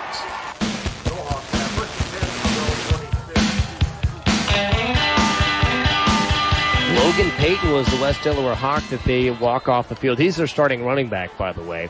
First down and 10 for the Go Hawks on their own 25 as they receive the kickoff. Toss to the outside goes to Folkerts. Folkerts gets the edge, runs hard, and gets 6 thumping yards right across the 30-yard line. Good job by Ryan Folkerts. That's his second pretty darn good run tonight. Yeah, and I'll tell you what set that up is you talk about how good Asa Newsom is at running the ball. He's also a very good teammate and a good blocker. And right there, he set the edge and drove that guy 15 yards to the outside to allow Ryan to peek up into that hole. But just some really good team play football right there by the Go Hawks. By the way, Cole Hutz is back in the game at right tackle. Second down and about 5. Wing T formation. Go Hawks back to pass. Halverson rolling out to his right, throwing to his right, and it's Folkerts bobbling the football incomplete. Oh, yeah. Folkerts was down the sideline. McDonald was beyond him, and the ball's up in the air on a jump ball. Folkerts had it on his mitts, but just couldn't pull it in, and he's lucky that ball didn't get juggled to the wrong team. Yeah, you'd really like to see Ryan make that catch. It was such a well-designed play, and Halverson did a good job of sitting in there. Really didn't have a lot of time to get comfortable and had to get rid of it maybe a little bit sooner than he wanted to, but nonetheless, the ball was put in Ryan's hands. We just weren't able to bring it in. Big third down for Waverly Shellrock in West Delaware. In a 1-point game. Halverson back to pass. Spins on a fake handoff. Rolls out to his left. Throws out of bounds as nobody was open. And the Go Hawks are going to have to punt as Grant looks frustrated, but he made the right decision. There just wasn't anybody to throw that to. Well, he's frustrated because he didn't have any time either. I mean, you see it was a great design play where he spun around, acted like he was going to hand it off, and then pivoted back to his left side. Unfortunately, he had a backside backer coming that we didn't get picked up, and it just didn't give him the time he wanted. Just set his feet and throw the ball downfield. Some ebbs and flows in this football game. The overall story is these are two really evenly matched squads as the punting unit comes out for the Go Hawks. The kick is up. It's not a very long one. It's fair caught at the 45-yard line for West Delaware. So West Delaware, once again, with really good field position with 4:37 to go in the first half. It's 7-6. West Delaware with the 1-point lead on that rolling forward scoreboard. Matt Ray, Greg Stockdale here with you at Go Hawk Stadium. It's a beautiful night, and we've got ourselves a really smash-mouth football game going. Well, and I feel like they're going to try to take some shots deep here. They're trying to get a corner, and they're going to try to press our coverage here and see if we can hang with them. So I expect to see a couple throws out of the gate here out of West Delaware. Pistol formation, wide receivers split out wide on either side. Cole hands the football off, and there's nothing there. And I say Peyton is out with an injury. Volkers, who Peyton was replacing, is out with an injury, and Lane McDonald made a great tackle. Well, that's why I said that, but apparently I'm not the offensive coordinator for West Delaware because they just ran the ball there. But and they may be scared too, but or not scared, but just hesitant to throw the ball. But you would think that's what they'd have to go to with two of their key running backs out of the game. Yeah, that's a good point. See what they elect to do here. Jaden Payton, by the way, is the new running back, so still Payton. They fake it, run an end around to Will Ward, and this time there's no touchdown as Geyer steps up, takes that away with Asa Newsom chasing him down. That's a big loss. Yeah, and really Asa played that perfectly. Our defensive coordinator, Austin Cole, put him in the perfect position to pursue that, had the perfect angle, was able to bust through. Nobody touched him. He took the guy out of his lane, and Tyler Geyer was able to feed up in there and make a tackle with Asa Newsom for a loss there. So much different than when it went for 41 yards and a touchdown. Trips off the left-hand side. Shotgun formation as Jaden Payton stands next to Kyle Cole. Go Hawks just sending the first 4 guys. Lots of time for Cole. Kyle Cole rolls out to his left. Nobody's open. Marshall Armstrong is in pursuit. He throws it away. Good job by Armstrong. Really good defense there by the Go Hawks. They were able to take them out of their game. And what they're doing is they're having Dylan Stockdale and Jack Wilson stay on the side where there's no receivers, and it's taken that flat away on the backside. So that quarterback, as you saw there, wanted to turn around and throw, and there was nowhere to throw it to, so he was forced to run to his left side and really just got ran out of bounds. Yeah, they had so many guys back. Just the front 4 were going after the quarterback, and Marshall Armstrong still made him sweat. Funk back to punt. It's a line drive kick. It's going to bounce across the 30 to the 25. That's where the Go Hawks will have the football down by 1 with 3:07 to go in the first half and only 1 timeout left in this half. West Delaware, meanwhile, has all 3 of their timeouts, mind you. Well, right now we got 3 minutes. We need to score here because keep in mind we get the ball. As you remember, West Delaware took the ball to open the game. So if we could go down and score here real quick and then come back out of the half with that and really get these guys doubtful and be up 20-21-0, it really worked to the Go Hawk favor. It is a calm night. The wind is not a factor at all in this football game. As the Go Hawks are in the huddle, Asa Newsom will be running in as the 10th guy. There's only 13 seconds on the play clock. Go Hawks have to hurry up now. 10 seconds on the clock as they break the they're going to have to huddle. call timeout here. Go Hawks waste their final timeout due to a personnel issue. 7-6, Go Hawks trail by 1 as Coach Mark Hubbard comes out to talk to his troops on the K-Way Sports Network. Don't have time to run to the bank? Well, now you don't have to. Hi, this is Rayanne at Security State Bank in Waverly and Shell Rock. And with our mobile app, you can check your balances, transfer funds, and now even deposit your check. All straight from your phone or tablet. Just open our app, take a picture of your check you want to deposit, and the money will be deposited into your account. You get the big city convenience with the local service you've come to expect, so come see the difference a local bank can make at Security State Bank in Waverly and Shell Rock. Member FDIC.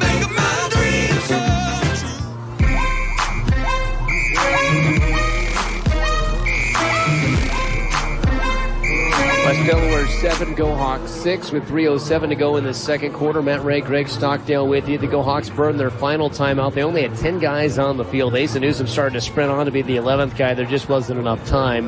The Go Hawks had to call timeout to avoid a delay of game. So now they've got to go the distance. They have enough time to do it, but with no timeouts at their disposal. Twins the left-hand side, shotgun formation. Halverson hands the football off to Haggerty. Haggerty, lots of running room straight up the middle. He gets 8 yards as Funk, the safety, bounced off him at the end of that. As Haggerty with that patented bruising running style. Yep, and now you see the Go Hawks in no huddle here, not giving West Delaware a chance to substitute. Same formation, shotgun. Halverson throws to his left. Luck catches for the first down, and he'll get just shy of the 40 to the 39-yard line. A gain of 6 and a Dodge Ram first down. Krieger Auto and Waverly, your Dodge Ram headquarters. I love this 2-minute offense. I really don't think this is something we've shown much. Really haven't had to do in the first 3 games, so I like this because it's really got West Delaware on their heels guessing at what we're going to do. Go Hawks did huddle as the clock stopped momentarily to set the chains. Handoff straight up the gut. Haggerty breaks one tackle, breaks another across the 45 down to the 47-yard line. Keep it going, says Coach Hubbard. He's just spinning his hands like, let's keep this pace. Second down and short. It'd be nice if they could get a couple plays called here. Unfortunately, they don't have any timeouts, or Mark could go out there and talk to him and get a couple plays called. So we'll see what happens here. Second down and 2. Wilson goes in motion. Back to pass is Halverson rolling out to his right. He's got all day. He should just run for this, and he's going to scamper out of bounds for the first down. Good decision there by the senior quarterback, and there's 2:02 to go in the first half. Go Hawks down by 1, and just barely, on their own side. They're almost to the 50, Greg. Well, what he did there is he stopped the clock, so it was a really smart play by Grant to get that clock by running out of bounds. I'm not sure if we have a flag. They're going to measure here. The Go Hawks have it by the length of a football. I can guarantee that just looking down the line. They've got it. Right in the pie. Yeah, it's right in the... Yeah, it looks like the nose of the football is easily past that marker. Yeah, they've got it by almost the entire length of the football. But they're going to go out and... make the chain gang earn their free pork sandwich. Gives us a chance to set up a couple plays here, too. That's what it does. You're right. First down, Go Hawks. Go Hawk players were looking at the chain measurements, and you're right. They should have been up on the ball, ready to go here, man. 2:02 to go in the half. Ball's right at midfield. Go Hawks are ready to go because they have to bring the football out and set it, so the clock has not started yet. Now the clock goes in motion. Shotgun formation for the Go Hawks. Twins off to the left-hand side. Asa Newsom's in at halfback. They throw to Newsom, left-hand side in the flats. Gets a block and then stumbles across midfield. That'll bring up second down and 7 on the short pitch and catch. Interesting. I see Jake Stack in at center now. Is Cale Miller hurt? He started at center. Or are they just rotating those guys? I guess I didn't notice if Cale got hurt or if they're just trying to give him a breather. This is the first drive that he's not been out there at center. Both guys have started this year. Shotgun formation, 2nd and 7. Handoff. Newsom, right-hand side. He breaks the tackle across the 40 and down to the 38-yard line. That's a Dodge Ram first down. Krieger Auto and Waverly, your Dodge Ram headquarters. The Go Hawks continue to move the football as they want to score before the end of this half and get the football back to start the second half. Well, I think now what you got to look for is you got to try to hit a fade route to one of the corners so we can try to get out of bounds. You know, right now it looks like we're going to go quads to the right and single man on the left here. 2 right, 1 left. Halverson looking to his left. He loves throwing to Luck. He throws a deep ball to Luck. That's a great ball off the shoulder pad at the 1-yard line. It hit him on the right shoulder, and Luck had his man beat. It was a really good throw. He just couldn't come down with it. It's going to stop the clock, though, with 1:15 to go in the half. You could not have thrown that ball any more perfect than Grant Halverson just laid it in there. And I'm going to tell you right now, Kaiser Luck paid the price going up for that ball by 2 defenders, but credit to Halverson right there. That is a ball that we just somehow have to find a way to catch. It would have been negated anyway. There's a false start against the Go Hawks. Oh, you gotta be kidding me. It looked like the Go Hawks had a man leaning. It looked like the wingback was moving prior, so it doesn't really matter on that. But what does matter is Grant Halverson threw the ball 45, 48 yards in the air perfectly. Now, Go Hawk fans, you got a really good quarterback. 1:15 to go in the first half. Go Hawks trying to get a score before the break. Handoff goes to Newsom, and he's hog-tied in the backfield. Go Hawks are going the wrong direction all of a sudden. Yeah, and that clock just keeps running, and unfortunately we can't do anything about it because we don't have any timeouts. So we've got to hustle in and out here. Second and very long. Go Hawks have to get all the way to the 29-yard line for a first down. They're at their own 48-yard line. Twins off the left-hand side. Halverson in shotgun formation. West Delaware sending a blitz. Halverson rolls out to his left. That's away from the blitz. Nobody's open. Nobody throws deep, and there's a flag on the field already. Yeah, it's going to be motion on us again, I think. The side judge threw that. Yeah, the side judge threw right away, and let's see what the signal is from the referee. It'd be great if it was encroachment. It's a hold, defensive holding, so that's why nobody was open, as they latched onto a Go Hawk receiver with 40.5 seconds to go in this half. That's a big penalty. Is that 15 yards? 15 on a defensive hold? It's second down, so let's see how far they walk this one up, because it's not a spot penalty. 5 yards, I believe maybe? it's 10 yards on a defensive holding. Yeah, 10 yards, so they get to the 39-yard line. But this is more manageable now for the Go Hawks with 40.5 seconds to go in the football game's first half. The officials are confused as to where the ball needs to be spotted. But I think this is a spot foul, so it should be 10 yards from the spot and an automatic first down. Officials ready to go. Maybe not. No, it's just those yards. It's not an automatic first down. Pass interference is. In his 15. That one's a 10-yard penalty. Back to pass. Halverson throws out to his right. Has his man Folker. Stays in bounds, though.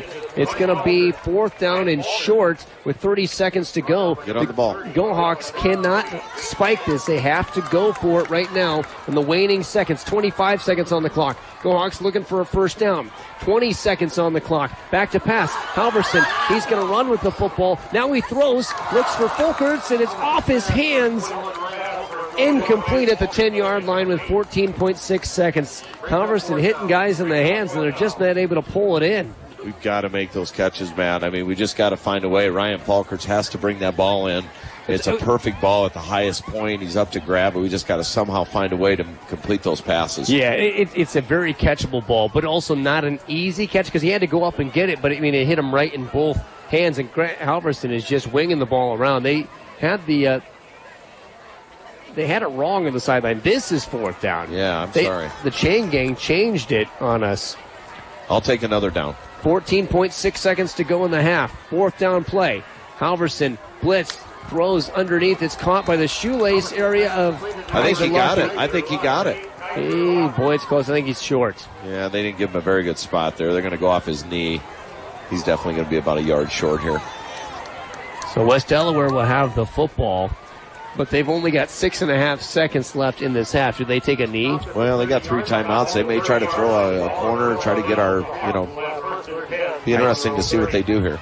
I'm not sure if they have time to run 2 plays. I think you just got time for 1. I mean, you're counting on the whistle being quick from an official and the scoreboard operator being quick on the road, that's a lot to ask. And your team to be crisp. But they're going to run a play, it looks like. 6.5 seconds to go in this first half. Go Hawks trail by 1. And it looks like they're probably taking a knee. Yep, they're getting out in that victory formation. A knee is taken. 7-6. The Hawks of West Delaware lead the Go Hawks in a very entertaining first half of football. We're going to take a break, come back with a rolling forward halftime report. Going to talk with new Waverly Sharrock baseball coach B.J. Hermson. Actually recorded that interview on Monday when it was announced that he was the new coach, but I thought many of you would want to hear that one for the first time or again. We'll also take a look at the Waverly Box and Pallet Box score and much more. 7-6, West Delaware leading at the half. You're listening to exciting high school football action on the K-Way Sports Network. Hi, this is Greg Stockdale from Rolling Forward and Shell Rock. Go Hawk fans, it's now time for the Rolling Forward halftime report. Hey, honey, can you believe how quiet and smooth the ride is since we got these new tires at Waverly Tire Company? It's so quiet, I think the kids are actually sleeping. I know, and can you believe the prices? With all the money we saved, maybe we can finally take everyone to Disney World for Christmas. Disney World, princesses, Star Wars, pirates. Maybe these tires are a little too quiet. I thought you all were sleeping. Visit Waverly Tire Company for a quiet, smooth ride on your next vacation. And remember, at Waverly Tire Company, we are family. Proud to support Waverly Shellrock High School athletic events is Waverly Box and Pallet. Good luck, Go Hawks, this season from Waverly Box and Pallet. Welcome back to the Rolling Forward halftime report. Waverly Shellrock taking on West Delaware. Now, earlier this week, it was announced on Monday that B.J. Hermson, former West Delaware baseball and football player, is the new Waverly Shellrock Go Hawk baseball coach. Destry Spersloggy, athletic trainer, also has made that jump from West Delaware to Waverly Shellrock. Thought it was an appropriate time at the halftime to replay an interview I did with B.J. Hermson, former Minnesota Twins prospect, with you. Again, B.J. Hermson, the new baseball coach at Waverly Shellrock, joining us in a recorded interview at halftime. The Rolling Forward halftime reports.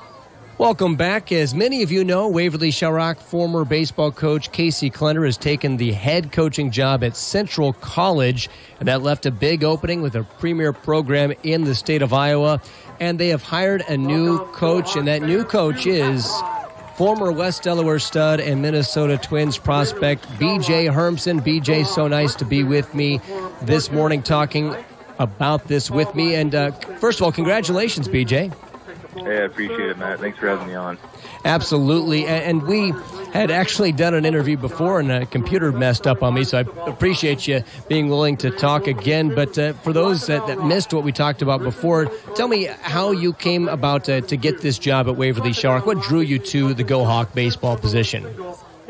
You know, it's one of those things early on when you first hear that Coach Klender had the opportunity to take the Central job, and you know that's a great opportunity for him. And I know, in talking with him numerous times, you know, my first job in Waverly actually was in the same room as him over at the Lead Center, so we got to talk baseball quite a bit. You know, just hearing his point of view and you know his viewpoint on a lot of things, the college game is definitely where he belongs, and looking forward to watching him, you know, kind of grow and lead that Central program. But, you know, as far as the Waverly position goes, obviously it's one of the premier opportunities in the state, I would say. And I might be a little biased on that, but, you know, what Casey has been able to do here and, you know, build this program to what it is now, I just look forward to, you know, continuing to build on that. When did you decide you wanted to be a head coach? Because you've done assistant baseball coaching and basketball coaching. What made you think that you wanted to go into the head coaching job? Because at Waverly Shellrock, there's a lot of hours expected of people like you. For sure. And, you know, my first year here in the district was, you know, 2016, 2017. And Coach Klender had said, you know, we need a sophomore baseball coach. And, you know, just being able to do that for 2 years and kind of open my eyes to a few things. And, you know, having the chance to work with Nate Staggy in the boys basketball program, you know, both those opportunities I think have, you know, helped me learn and grow a little bit as a coach, and I'm looking forward to the opportunity to lead a program.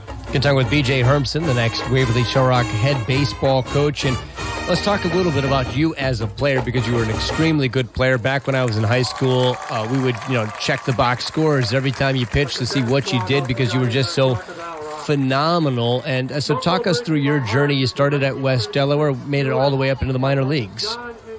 Yeah, I was lucky enough to play with quite a few talented players over at West Delaware. I was fortunate enough to start as a freshman and play under Mike Morrison, who's the AD at Liberty now. And my junior year we ended up winning the state championship, and my senior year ended up getting knocked out in the semifinals. But we had some talented groups over there, and it was a lot of fun. And after high school, was lucky enough to be drafted by the Minnesota Twins. I played 7 years in their minor league system, and between the experiences there and the individuals I got to meet from all over the country and the world, that's something that can't be replaced, and I was glad I had that opportunity.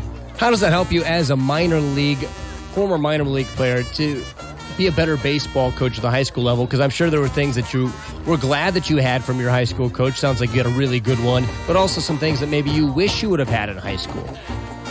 And that's the thing, coming right out of high school and going straight into things, you obviously have to grow up really quickly. I was fortunate enough to be raised by parents that really instilled some good qualities in me, and like I said, playing under Mike Morrison, he taught you about the little things and the things that you need to do right. I think I was lucky to be born and raised in Iowa, just because growing up on a farm, you have instilled those qualities growing up, and I think that helped me along the way. As far as things that I wish I would have learned, it's one of those things that you see something new every day in the game of baseball. I know during my interview I was joking with Greg Bodensteiner that there was one time we were in Double-A and we were fogged out in the second inning. And I don't know if I'll ever be fogged out again in the game of baseball, but like I said, it's just something that you see something new every day, regardless of how long you played or coached or whatever it may be. And just looking forward to using my experiences both as a player and a coach and helping lead this program. What's your philosophy when it comes to your players? Do you want guys to focus on baseball, or do you want them to be multi-sport athletes like you were? People may know you played every sport, including in football, where you handed the ball off to now athletic trainer Destry Spersloggy. So which is your camp, baseball guy or athletes? Yeah, and it's one of those things nowadays. It seems like it's a fine line to walk, but at the end of the day, I'm definitely a multi-sport advocate. It's just one of those things that getting different coaching and hearing a different voice, I think helps kids. And not only that, I think you're a better athlete for it too. Like I said, just being able to go through those different movements and different cues from coaches, I think help student athletes in the long run. Tell me about the process of you deciding that you wanted to coach. Obviously, you had talk with your wife, and because there's a lot of time commitment to be at a program like Waverly Shellrock, where the expectations are high and where you're not going to just coach the varsity. You're going to have to talk with all the kids down to the very youngest. Yeah, and for sure. And that's the youth program is where everything starts, and we're lucky enough in the Waverly Shellrock communities to have some great people leading the way with that. And it's something that you certainly have to delegate, but at the same time, like you said, you have to lead the way with as far as that goes. And like I mentioned, we have some great people in those positions to help lead the way. And as you mentioned, just having that conversation with my wife and truly realizing what's best for our family, and it's just something that can work. And I have her full support, which I obviously admire and greatly appreciate from her, and looking forward to moving forward with things. Good talking with Waverly Shellrock baseball coach B.J. Hermson. And so Coach Casey Klunder is a friend of mine, and I'm really excited for him to be at Central. I think he did a great job at Waverly Shellrock. But for you, what might make you unique in your perspective to baseball? Yeah, and that's one of the big things, following in Casey's footsteps. Those are big shoes to fill. And certainly what he did here, he built this program from the ground up, and he earned that opportunity to coach at Central and lead that program. And I'm just looking forward to to put my own little stamp on things, and we're certainly going to build off some of the principles that Casey used here and hopefully continue those winning traditions. I just saw Chance Key's mom yesterday, and she's still excited about baseball, looking forward to the next season, and you got some good pitchers. Do you have a unique ability to improve the pitchers? I would say so, yes, in a way. Each kid is built differently and responds differently to certain things, and it's just one of those things where you find out what works for them and what doesn't, and you build off that individual strengths. And as a pitcher, everybody throws with a different arm angle or certain pitches or whatever it may be. So, just trying to find what their strengths are and building off those, and obviously working on their weaknesses as well, and trying to develop a more well-rounded pitcher. Now, this is a radio interview, not a job interview, but I got one of those job interview questions for you, BJ. A BJ Hermsen baseball coach team will look like fill in the blank. It's one of those things that we're going to play hard. We're going to play the right way. We're going to be aggressive. It's like I mentioned before. It's one of those things that we're going to build off what Casey has built here, and kind of go from there. There's a reason he was successful and his teams were successful, and continuing to build off what he had and what these kids learn and know, and going from there. Well, first of all, congratulations, BJ, and how fitting that you get hired the week of Waverly, Shell Rock, West Delaware football. So your allegiances are going to have to be all black and gold now.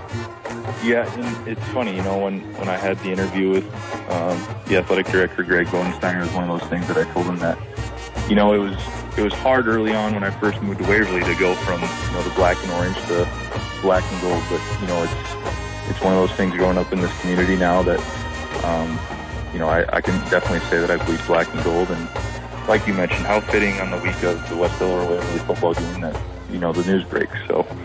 Well, BJ, I look forward to working with you this summer, and congratulations on the job. I appreciate it, Matt. Thanks for having me. This has been the Rolling Forward Halftime Report. Again, that interview was recorded on Monday as Waverly Shark announced that BJ Hermsen, Minnesota Twins prospect and West Delaware grad, is the new baseball coach at Waverly Shell Rock. More Waverly Shell Rock football coming up after this. You're listening to the Rolling Forward Halftime Report on the K-Way Sports Network. You love it and you've asked for more. Hi, this is Len from the Pizza Ranch in Waverly. You love our all-you-can-eat buffet. We serve the famous buffet your way every weekday from 11 to 2 for lunch and 4:30 to 8 for supper. And now, by popular demand, we offer our buffet on weekends from 11 to 8. Yes, every Saturday and Sunday, get the all-you-can-eat buffet from 11 to 8. Come and enjoy the buffet your way, now on weekends too at the Waverly Pizza Ranch. When it comes to financial planning, most financial companies focus on your income. At Northwestern Mutual, we focus on your outcome. That's why we know what it takes to succeed both on your balance sheet and in the game of life. It takes the right financial partner who looks at where you are now, where you want to go, then works with you to design a financial plan to get you there. Visit us online today at markdhubbard.com. The Northwestern Mutual Life Insurance Company, Milwaukee, Wisconsin. Breathing can be difficult with allergies, chronic sinus problems, or sleep apnea, but not with oral allergy drops. Take them easily at home. No more allergy shots. Or try balloon sinuplasty. Put an end to sinus issues with this non-invasive procedure. And stop frequent fatigue with a customized sleep apnea treatment. All available in Waverly at the Cedar Valley Center for ENT, Sinus and Allergy. Visit CongdonMD.com today. That's CONGDONMD.com. Honey, what are you eating? Get out of there. We don't eat dog food. If you've got kids and a dog, then that probably sounds familiar. But why are you feeding your dog something you're afraid your kids will also eat? Shop for your dog food at Scoop Feed and Supply at the corner of Wagner and Airline Highway in Waterloo for the best food for your dogs from Iams, Nutrena, Barkworthy's, and more. At Scoop Feed and Supply, they're proud to carry the best food to keep your dog healthy and happy for years to come. So if you're serious about your dog's health and well-being, get their food from the experts at Scoop Feed and Supply in Waterloo today. Scoop Feed and Supply, where we feed everything but humans.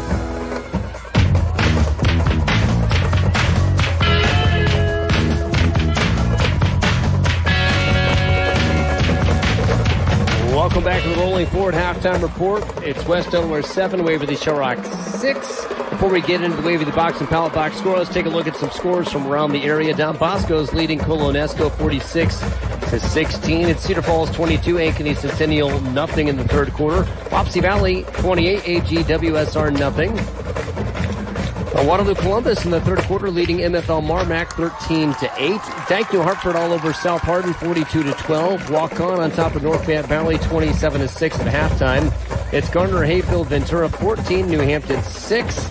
Dubuque Senior leading Waterloo West 31-0 at half. Waterloo East on top of North. The Des Moines North Polar Bears 29-0. Waterloo East is in the Go Hogs district, by the way. West Delaware 41, BCLUW 7 in the fourth quarter. On Y99.3, it's Denver 13, Applington Parkersburg 7. That's a great game. Gladbrook Rhinebeck all over Chipola at halftime 34-0. It's Dubuque Wahlert 21, Union 0. North Tama 30, National Plainfield 0 in the second quarter. O-Line 28, Jessup 13.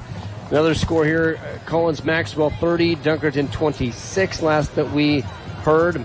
Oh, here's a big score. Sumner Fredericksburg 63, Postville 0. Wow, it's a whooping. Decorah and Charles City have not seen a score from them. It's Clarksville 28, West Central 22 at the half. Those are the scores that we know right now. And currently it's time for our Waverly Box and Pallet Box score as West Delaware leads Waverly Shrock 7-6. A point after touchdown makes the difference. West Delaware had 7 first downs in the first half. The Go Hawks 9. Running the football, West Delaware ran 21 times for 62 yards. The Go Hawks 25 times for 89 yards. West Delaware was 4 of 7 through the air for 34 yards. The Go Hawks were 4 of 11 for 29 yards. Number of drops in there. So total plays, West Delaware ran 28 plays for 96 yards.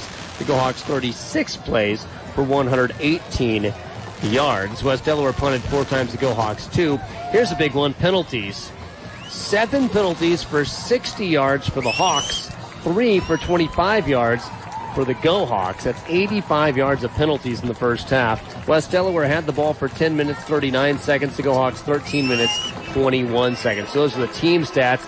Now let's look at the individual stats for West Delaware. They were led in rushing by Will Ward with 3 carries for 48 yards. Of course, that long 41 yards went for a touchdown.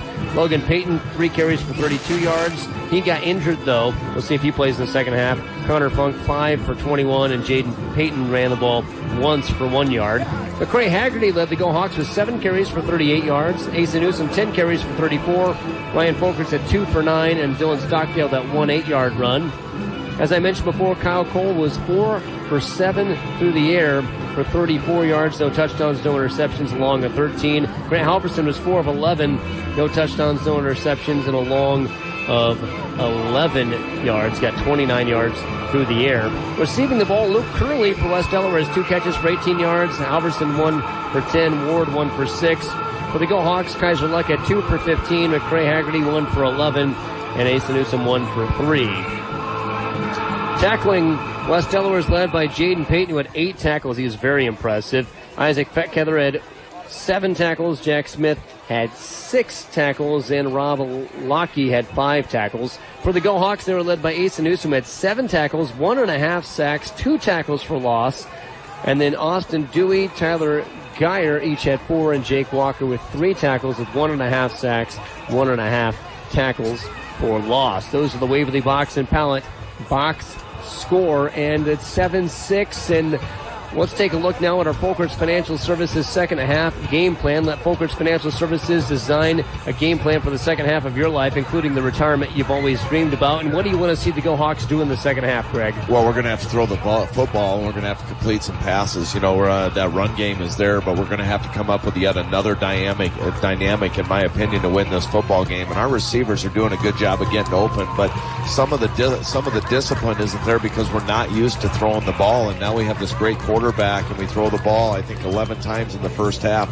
You know, you'd like to see those kids make that. And then I think on defense, we've got to force West Delaware to throw the ball because that's not their game. And right now, our corners and safeties have shown that they can run with them, and it's really not their game. So if we can take them out of their run game and force them to throw the football, I think we got a great shot of winning this football game. So passing the ball may be the difference. That's our Folkers Financial Services second half game plan. Let Folkers Financial Services help you design a game plan for the second half of your life, including including the retirement you've always dreamed of. 7-6, Go Hawks lead by 1. This has been the Rolling Forward Halftime Report. Back with a second half kickoff on the K-Way Sports Network. Hi, this is Greg Stockdale. Thanks for listening to the Rolling Forward Halftime Report. Good luck in the second half. Go Hawks. Hi, my name is Julie Christensen. I recently moved here with my family. Someone referred us to Jim Hurley with Berkshire Hathaway. We used him for our realtor. Very patient, helped us through the whole experience, answered any questions we had. Just really made us feel comfortable. We don't know anyone here in this town. In fact, Jim has been great in giving recommendations after the fact, after we've closed. That's just kind of nice peace of mind to have that. I had an excellent experience, enjoyed working with him, and I would highly recommend you give him a call. Give me a call, Jim Hurley, Berkshire Hathaway. Patients and families choose hospitals and providers for many reasons. It's no surprise that quality of care tops the list. What is surprising is when top quality care is combined with convenience and comfort at the highest levels, especially in a small community. That's an experience beyond expectations. It all works out to a rare combination. We're big enough to care for you, but small enough to care about you. Find local care at waverlyhealthcenter.org. To win in sports, you must focus on your strategy as the game changes. The same is true of investments. I'm Garrett Akins, your Edward Jones financial advisor, and I can help. Call 352-6773 or stop by my office in downtown Waverly today. Do you need to sell your home, or are you looking for your dream home within your real budget? Hi, I'm agent Emily Scott with Berkshire Hathaway One Realty Center in Waverly. Let me help you today. Search for us online or see us at our office on 10th Avenue Southwest in Waverly. Let my mom help you. The Wooden Foot Saloon in Waverly is the place to watch the big game. Enjoy daily drink specials and unique snacks that will be the perfect pairing for watching the big game or just partying with friends. You can also join the Mug Club and get discounted drinks every time you visit. They also have darts, pool, and other fun bar games so you can have your own competition at halftime. No matter who you root for, stop into the Wooden Foot Saloon in Waverly where every game is a party. Every field is the perfect field to plant Wiffles hybrids and Merchman seeds from Jeff Wright Seed Company in Waverly. So if you're looking for resilient crops and high yields, look no further than Jeff Wright Seed Company with Merchman seeds and Wiffles hybrids. You're listening to the K-Way Sports Network, K-Way Country, AM 1470, and the new FM 96.3.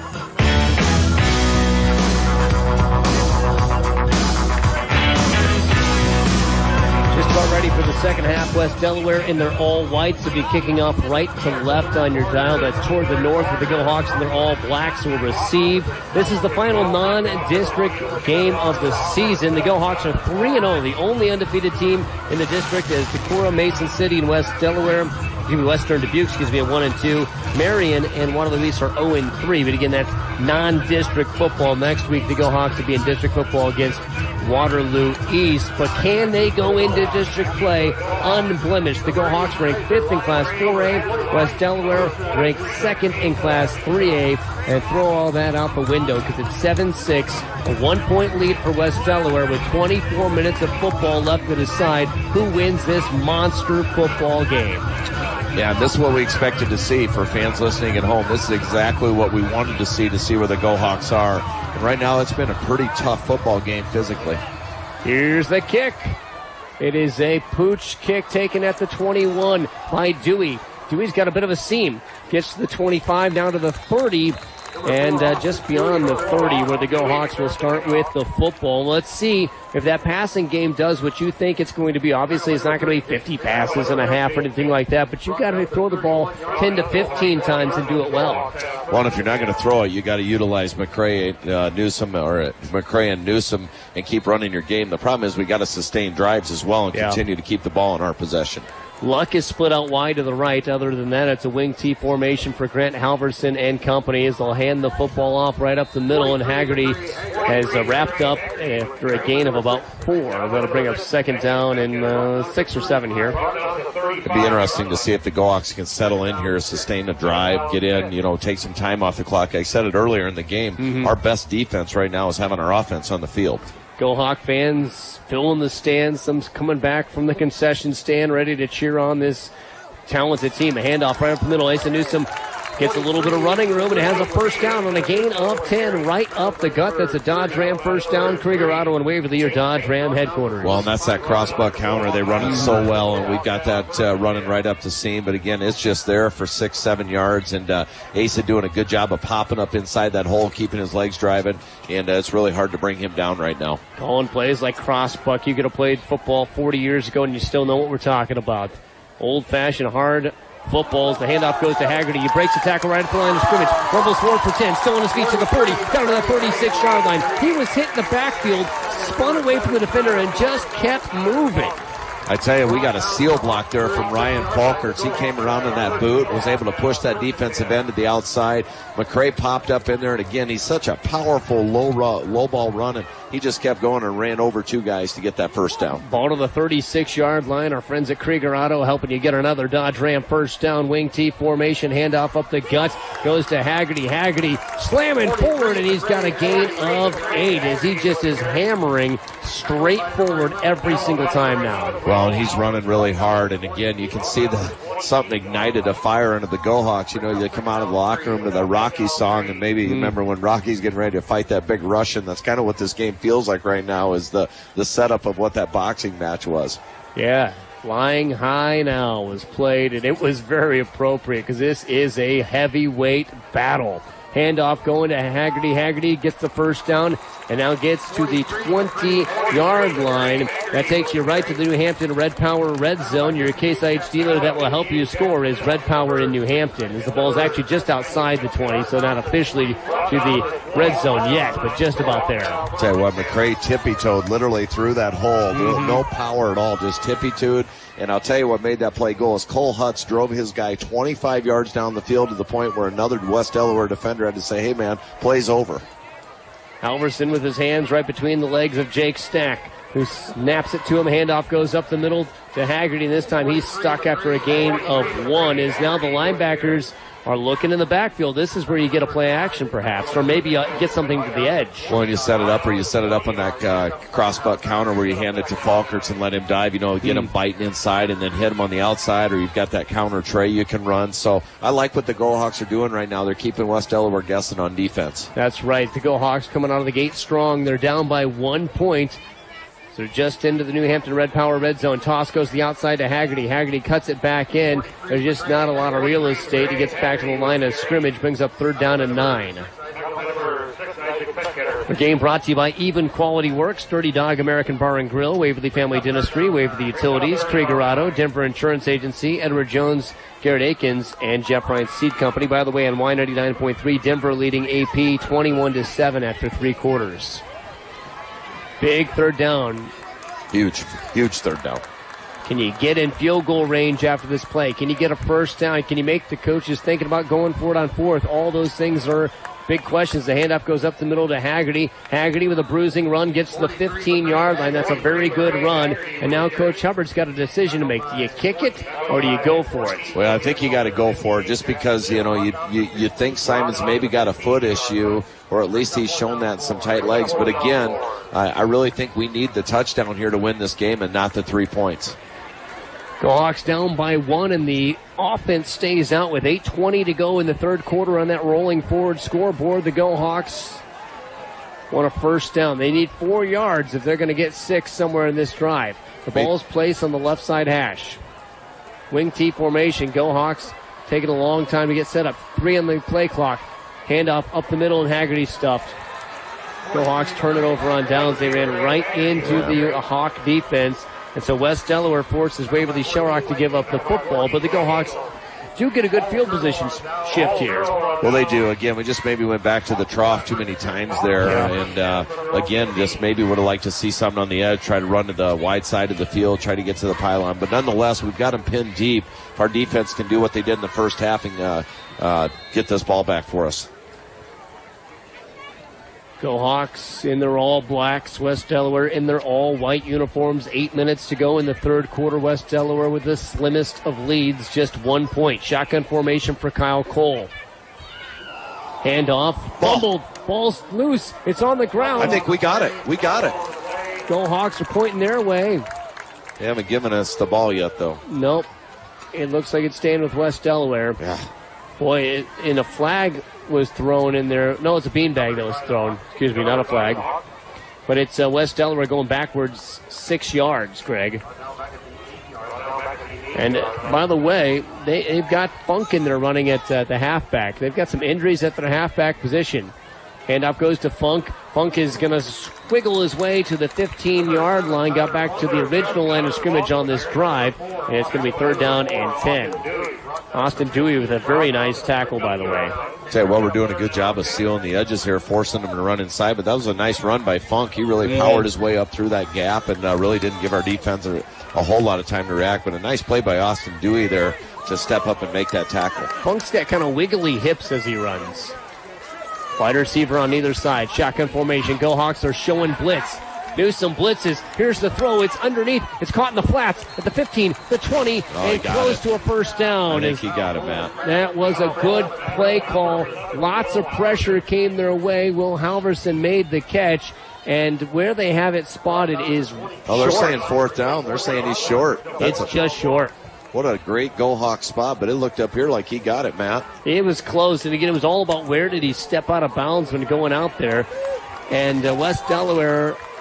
I can't believe they're not going for this, Matt. They're punting. Well, they're so deep in their own territory. They do have a lead, and, boy, this is a tough decision for any coach. They're going to call timeout. 4 or 7 seconds left.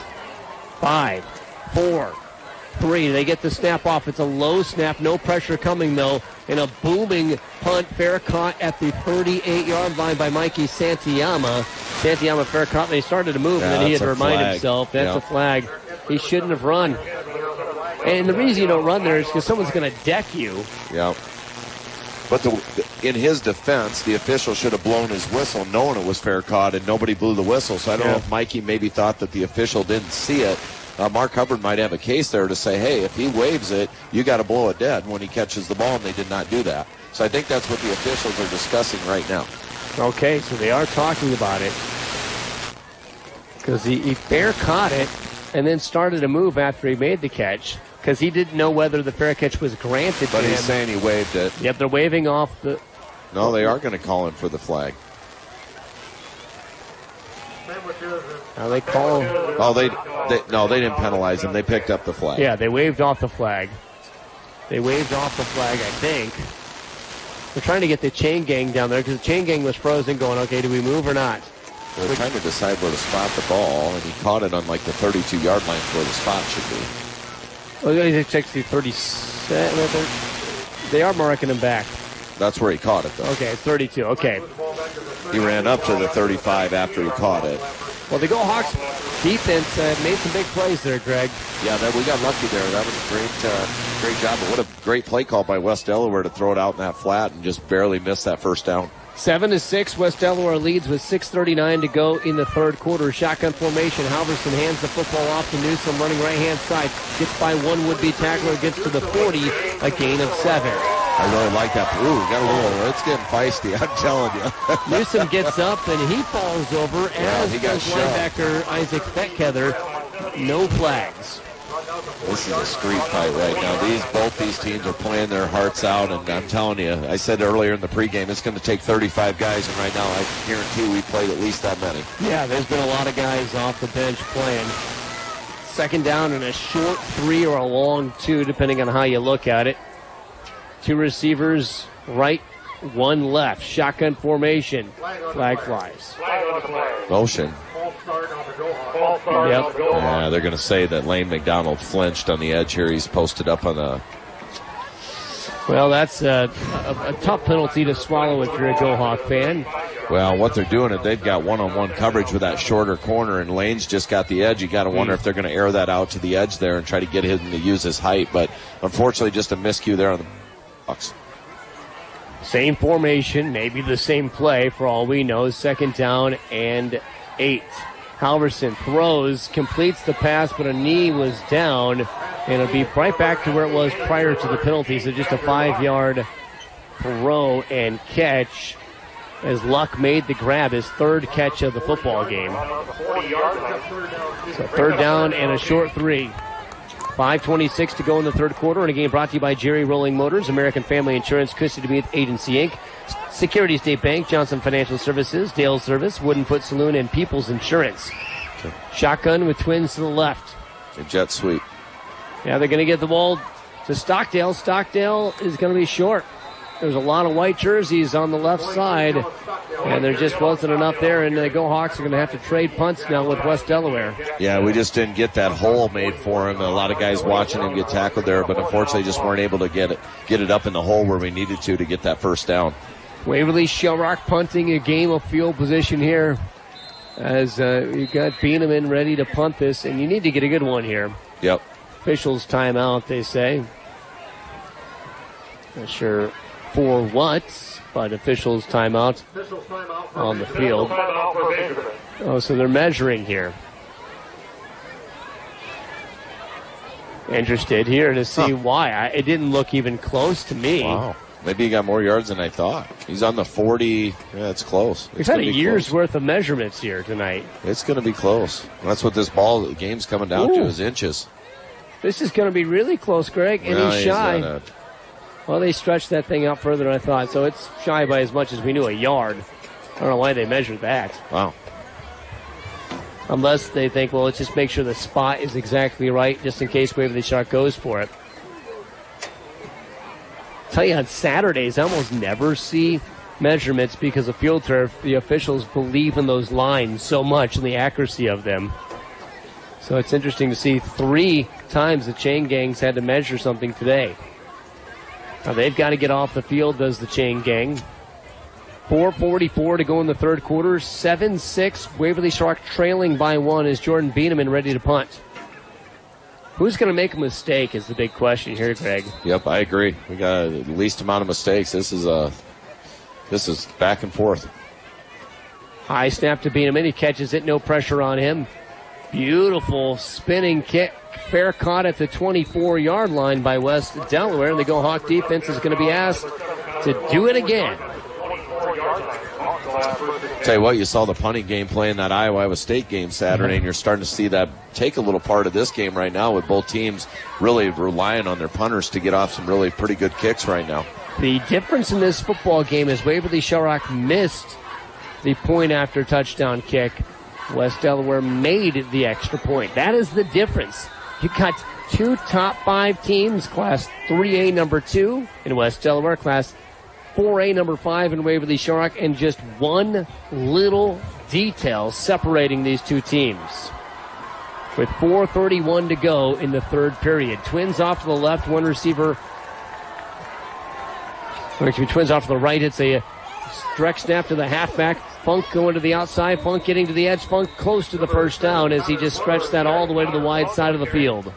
Yeah, they're just relying on their quarterback right now to make something happen there. Really, we had it bottled up in the middle, and he was able to stretch it out over to the right side to their sideline and was able to get that first down by just turning that corner off that sealed edge. And Funk's not in there. Funk is in there. It is Cole, the quarterback, not in there. So they've got Funk running the QB. He's their best athlete out there, I guess, as far as speed's concerned. They'll hand the football off to the younger Peyton, and he'll get about 3 yards. So where's Cole? Cole's standing on the sideline, and he's taking drinks of water and kind of stretching his legs out. I don't know if the Go Hawks have hit him one too many times, and they're just getting to the second quarterback, but Connor Funk is running the offense. Well, and they're pulling out all the stakes here. West Delaware is trying to make some adjustments, too, trying to keep their offense on the field. 2nd down and 6. Curley, the H-back, leading the block for Peyton, who's going to get a first down after Jack Wilson brings him down. It's an 8-yard run. Both teams really having a lot of success running up the middle right now on that crossbutt counter. They run a very similar offense to what we do. They line up that big tight end in the middle there on a hog set, what I would call it, and let him lead block that tailback through that seam. Trips to the right. Funk. Can Funk throw the football, though? I don't think so. He runs right-hand side, jumps over a couple of would-be tacklers, and gets 6 yards. He's so athletic, but I just don't know if he can throw the football, and I don't know if the Go Hawks know if he can throw the football. Well, we're up here. I'll tell you what, there's some hard hitting going on right now down there, and these guys are moving the ball, but it's a slugfest out there, and I got to imagine it's starting to take a toll on a lot of these kids. Got to find a way to get them off schedule, so Funk has to use his arm. Trips to the right. That's the short side of the field. Curley, the H-back, standing on the left-hand side. Handoff up the middle to Peyton. Peyton breaks the tackle, leans forward. He's going to be short of a first down by just a little bit, it looks like. It's going to be third down and very short. So third down and less than one. It's really a big play here, Matt. It's in Go Hawk territory at the 44-yard line. Go Hawk students stomping. Run up the middle by Funk. He bounces off a Go Hawk.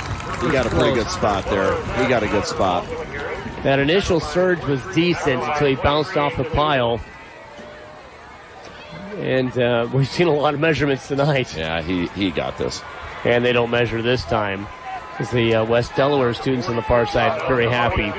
2:32 to go in the third quarter. 7-6 West Delaware with the lead, and they have the football and a fresh set of downs on the Go Hawk 43-yard line with Connor Funk running the quarterback position for them. Remember, they only lost by 2 to Xavier earlier this year. That's only their one loss. A run to the outside. Funk missed tackle by Wilson. The 30, 20, and out of bounds he runs. The Go Hawks just can't seem to hold on to him. I told you he had shifty hips, and that's what he does there. He just gets in space, and he's hard to tackle one-on-one. He does, and that's just what we're doing really poorly right now is tackling in space. Jack Wilson was there to make the play. He just wasn't able to break his body down. And, we work on that in practice all the time, but unfortunately Jack's out there playing hard. We missed it. We got to reset our minds here and play the next play. Balls to the 19, so it's West Delaware in the red zone for the first time today. Trips off to the right. Man goes in motion. Offsides. That's motion on them. They had two guys moving. Yeah, legal procedure. And the Go Hawks catch a break. Again, Funk's a stellar athlete. I don't know if this has as much to do with Kyle Cole maybe being banged up as much as it has Funk is a good athlete. Let's just give it to him right away. Well, they're trying to find a way to win. And, that's I talked about that on the pregame a little bit.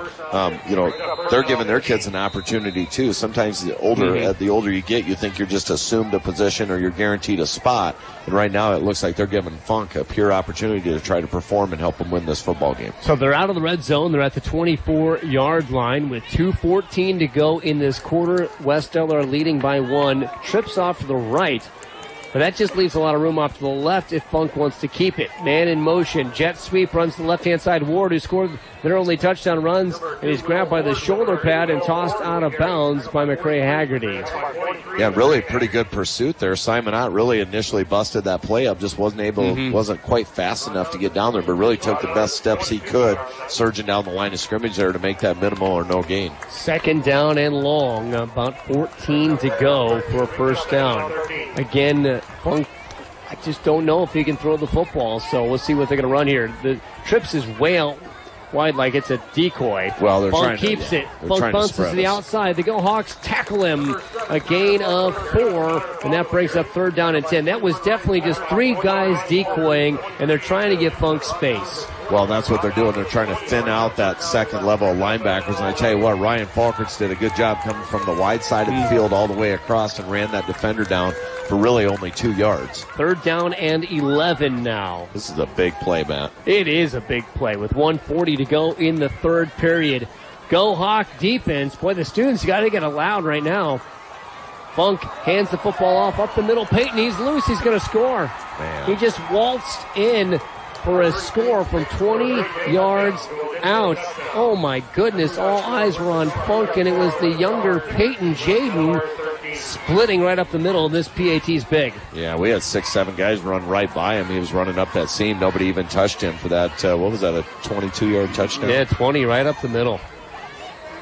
Man, oh, man, that is a backbreaker for the Go Hawks. They got him in a third down and long, and then a running play up the gut when you've got the kicker / quarterback who you're not even sure if he can throw the football out there.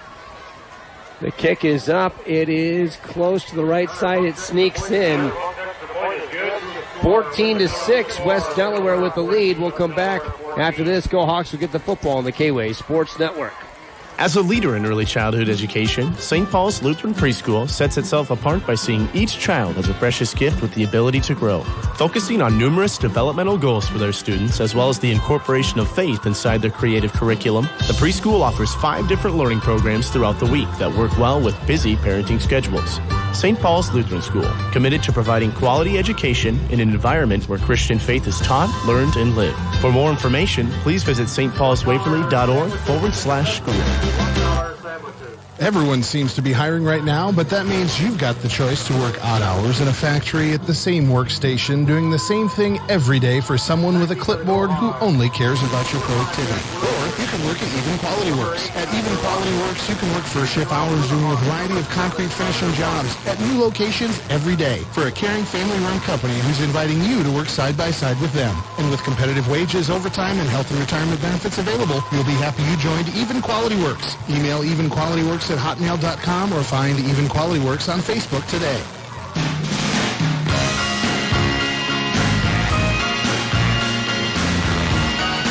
To 6, West Delaware leads with 1:28 to go in the third quarter. A high kickoff taken at the 15 by the Go Hawks. That's Luck.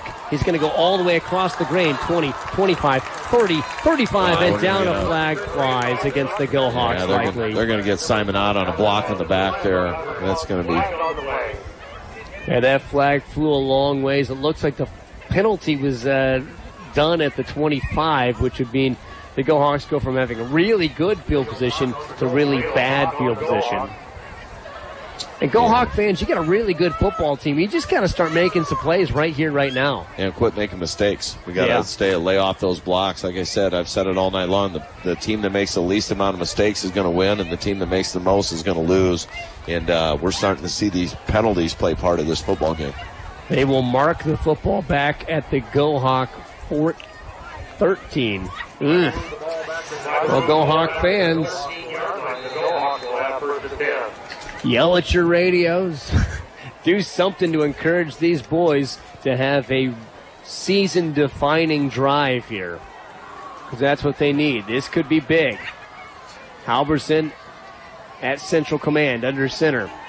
Hands the football. Going play actions. Throws deep to Luck. It's a wobbly ball. Caught by a diving Luck at the 45-yard line. A Dodge Ram first down. What a great route, and I said it earlier on the keys to the second half. We're going to have to throw the ball, and right there, Kaiser Luck made a play that he knows he wanted to make in the first half and really did a good job of reeling that ball in. That was a nicely designed play by Grant Halverson. An on-target wounded duck caught by Luck on a dive, and the Go Hawks make their biggest offensive play of the day. And really by really good coverage by that defense of West Delaware. First down and 10 for the Go Hawks. Wing T formation. Toss to the outside goes to Folkers. He's caught in the backfield. A horde of Hawks back there, and there's just nothing going. That's a loss of 4. Under 1 minute to go in the third period. 14-6. West Delaware leads. The Go Hawks are a touchdown and 2-point conversion away from tying it, which is not out of the ordinary in high school football in the state of Iowa. They're at the 40, their own 40. They have to get to the opposite 45 for a first down. 30 seconds remaining in this quarter. This might be the last play of the quarter. Wing T formation. 8 seconds on the play clock. Oh, they jumped. We got him. Delaware jumped on the right-hand side. Oh, he's frustrated with himself as Peyton Lewin, a free 5 yards for the Go Hawks with 18.8 remaining in the quarter. Will Sosby runs in the next football play for Waverly Shellrock, coached by Mark Hubbard and his great staff. And I'm sure they're drawing up something here.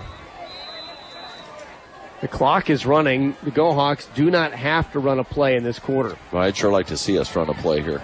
11 seconds on the clock. 8. Wing T.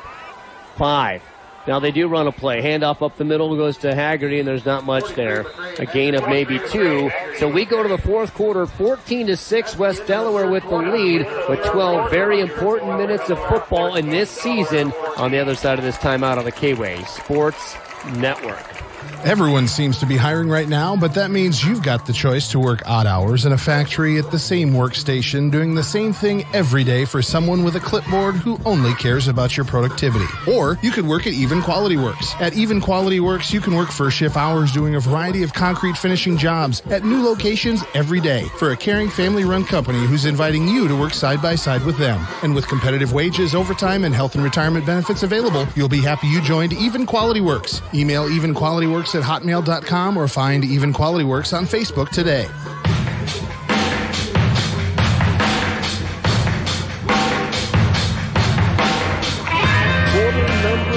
Is at hand. 14-6. West Delaware leads Waverly Shark. Waverly Shark will have the ball 3rd down and short in Hawk territory at about the 47-yard line, and it's all going to come down to these 12 minutes, Greg. Well, it comes down to this drive right here. We've got to score on this drive. We've got to tie this ball game up to give ourselves some momentum so we can come back out on defense and get the ball back for the second time early in the 4th quarter, and then play defense from there by keeping our offense on the field. How about these Go Hawk fans? Nobody's left. This place is packed, and they want to see their football team make a drive. They're going right to left in your dial. I said 3rd down and 3. Excuse me, I got flipped around. 3rd down and 7 or 8 coming up here for the Go Hawks. This is a big drive, and this is a big play in a big football game.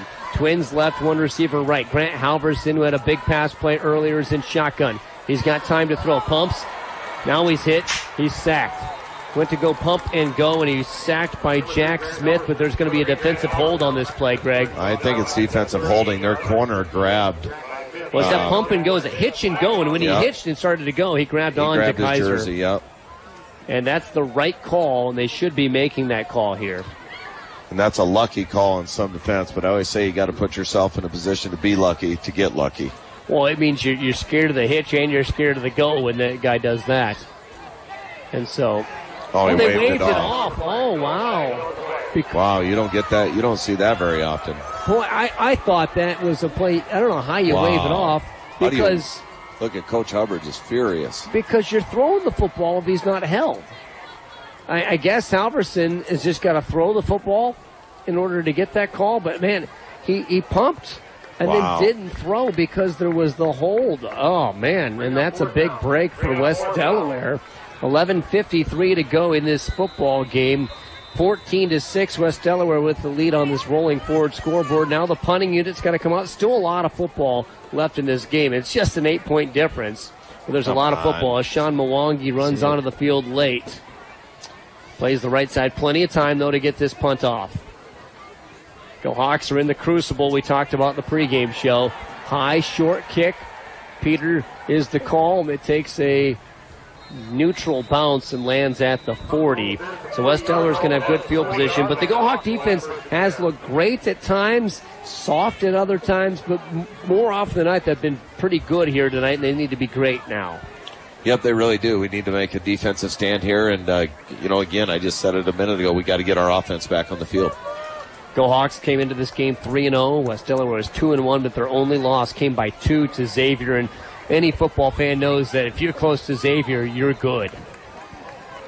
Doesn't matter what year it is. They're always good, the Saints are. Trips off to the right-hand side. They're split out really wide. They're decoys. As Funk is in at quarterback, handoff up the middle. Go Hawks stuff it. Great defense right up the middle. The D tackles of Armstrong and Walker just shut it down. No gain on the play. Our game brought to you by Bokert's Financial Services, Waverly Box and Pallet, Waverly Pizza Ranch, Northwestern Mutual, Mark Hubbard, Rolling Forward, Cedar Valley ENT Clinics, Waverly Health Center, and Dillavu Oil Company. 11 minutes remaining in the football game. Go Hawks trail by 8. 2nd down and 10 for West Delaware. Man in motion from shotgun. It's a keeper by Funk, and it's Newsom chasing him down from behind and making the tackle after a gain of 3. Make it 4. It's going to be 3rd down and 6. Be a great time for a takeaway right now, Matt. We haven't seen one of those tonight. We've been really good about getting takeaways, so it'd be perfect timing with 10 minutes left here in the 4th quarter to get a takeaway and give us a pretty good field position. You can still just get the stop and force a punt. Listen to those Go Hawk students. Shotgun formation. Kyle Cole is in there at quarterback, sending next to Funk. This snap could go to either guy. Cole keeps it. It's an end-around fake. Cole keeps it on the left-hand side, and he is out of bounds really close to the stick. The guy running, holding the post, dropped it and fled because that's what you're supposed to do when you got guys running right at him. It's really close, Greg. Yeah, Dylan Stockdale did a good job, came across the field and really ran him out of bounds to bring up that 4th and short. So really good job by Dylan staying at home there doing his job. West Delaware's got to punt this football. Yeah, they'd be dumb not to. They're up 14-6. pin us deep within the 10-yard line here. So the defense did their job. Can the special teams make a play here with 10:08 to go in the football game? Go Hawks down by 8 on that rolling forward scoreboard. The kick is a line drive going out of bounds at about the 15-yard line. That's a really good kick by West Delaware. And once again, Waverly Sharks got to make some football plays on the offensive side. At halftime, they had more yards than West Delaware. That's not been the case here in the second half. 2 minutes have already been played here in this fourth quarter. Both teams have all 3 timeouts at their disposal, and it's 14-6. West Delaware leading Waverly Shellrock as the Go Hawks students are jumping up and down. They still believe in their boys. Yeah, and again, we're on offense here. We got a chance to score. We got to come up with something big and do our thing here, Matt. Wing T formation. Halverson hands the football off right up the middle, and that's Haggerty pushing the pile for 7 yards. By the way, a final score on Y99.3. Denver beats up Appleton-Parkersburg 35-7. Congratulations, Cyclones. Anytime you beat the Falcons, you feel good. Second down and 3. As a former Falcon yourself, you know that's the case. You guys had a target on your back every game. I agree. Go Hawks, they got a target on their back tonight. Wing T formation, a lot of push up the middle, and West Delaware shuts it down. A great play by Peyton Lewin, but the middle of the offense got just crunched. We just got to do a better job of blocking there. Ace has nowhere to go there when we let that guy through like that. What I think you're seeing right now is the offensive line's got to communicate a little better. You're seeing a different front out of the West Delaware. We're anticipating a 3-4, and right now they've switched to a 5-3, or even look at what it looks like a 4-4 right now. And Peyton Lewin looked like he knew the snap count on that one. Yep, now they're back in that 5, and they've got us confused.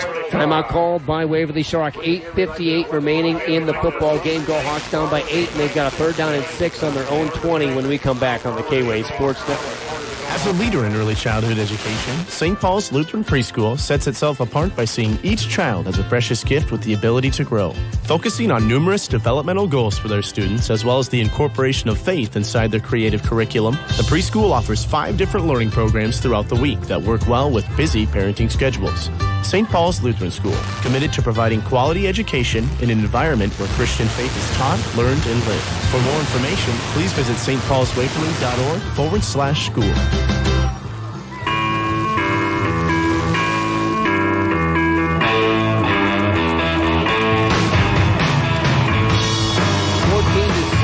Hawks trail with 8:58 to go in the football game. They've got the ball on their own 20 with a 3rd down and 6. Go Hawks called their first timeout. They've got a couple remaining, and there's so many things you can do, but here's what you need to do. Pick up a 1st down now. There's a lot of time left in this football game, but you can't say that too many times. The more times you get West Delaware the football, the more the sand is going through the hourglass and the more the tension is rising. And these are 14 to 18-year-old boys that are dealing with this pressure. So you want to try to relieve that pressure sooner rather than later. Take the Band-Aid off. We look so confused right now. Everybody's so confused. Out of the timeout, too. 13 seconds on the play clock. Wing T formation. And they go Hawks jump. Hutz jumped. Cole Hutz jumped on the right-hand side, and the Go Hawks are going to have 3rd down and 11 now as Dylan Stockdale runs in the new play with 8:58 to go in the football game. And Waverly Shark is making too many mistakes at this juncture, and maybe in previous games you wouldn't have noticed as much, but because you're playing such a good opponent, molehills look like mountains. I agree. And you keep shooting yourself in the foot. Shotgun formation. 3rd down and 11. Back to pass is Halverson. Flushed. Goes to his right. Trying to step up. Nobody's there, and he's sacked. Go Hawks are going to have to punt it again, and the defense is going to be asked to keep the Go Hawks game and their hope of winning this game alive.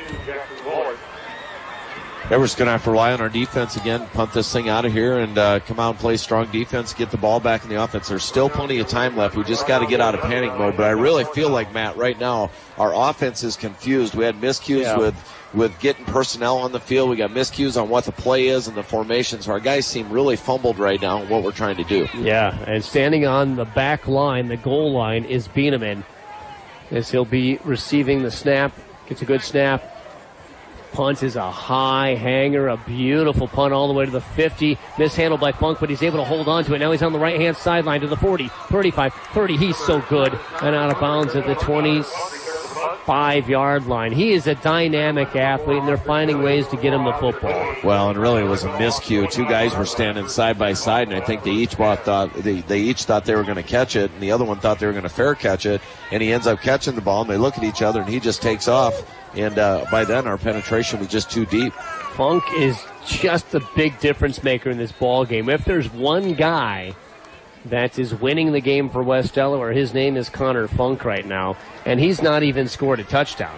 But he's been that big of a difference maker in this football game. He's making eyes go his way, and he's creating that dynamacy that they need. 8 minutes, 1 second to go in the football game. West Delaware with the lead and an 8-point lead, and shotgun formation down at the Go-Hawk 25, a handoff up the middle, great tackle right away by Waverly Shellrock as Asa Newsom slams right into the running back, and that is the running back that's not getting up. Jaden Payton got his helmet knocked off by Asa Newsom, who just unloaded on him. It's a clean hit, but a hard hit from a big old kid. And while we have a moment, let's take a timeout here. Go Hawks trail 14-6 with 7:54 remaining in the game. West Delaware with the ball when we come back on the K-Way Sports Network. The Wooden Foot Saloon in Waverly is the place to watch the big game. Enjoy daily drink specials and unique snacks that will be the perfect pairing for watching the big game or just partying with friends. You can also join the Mug Club and get discounted drinks every time you visit.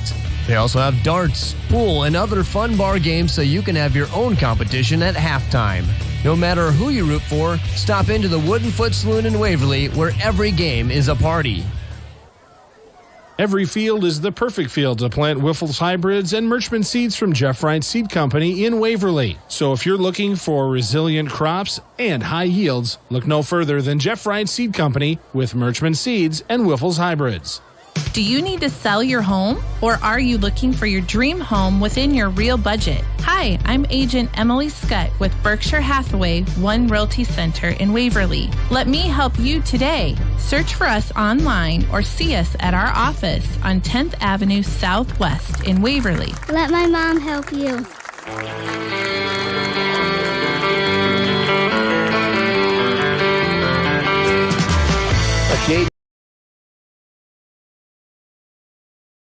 Last week and this week had surgery. Logan Payton got knocked out of the game. Now Jaden Payton's knocked out of the game, but West Delaware, 3 running backs out, still with the lead 14-6 with 7:54 to go in the football game. They've got a 2nd down and 10 deep in Go Hawk territory at the 25-yard line, and the defense needs to make plays, and they got to find a way to go, hey, they don't have a running back that plays varsity left. You've got to take advantage of that. Well, and as hard a hit as this is, you get a fresh back in there that's not used to that hit. You hope he bobbles the ball and we can get a fumble or a takeaway here. Well, Cole is in shotgun next to Funk, who's running the halfback, but he's also been the quarterback, so both those guys can play it.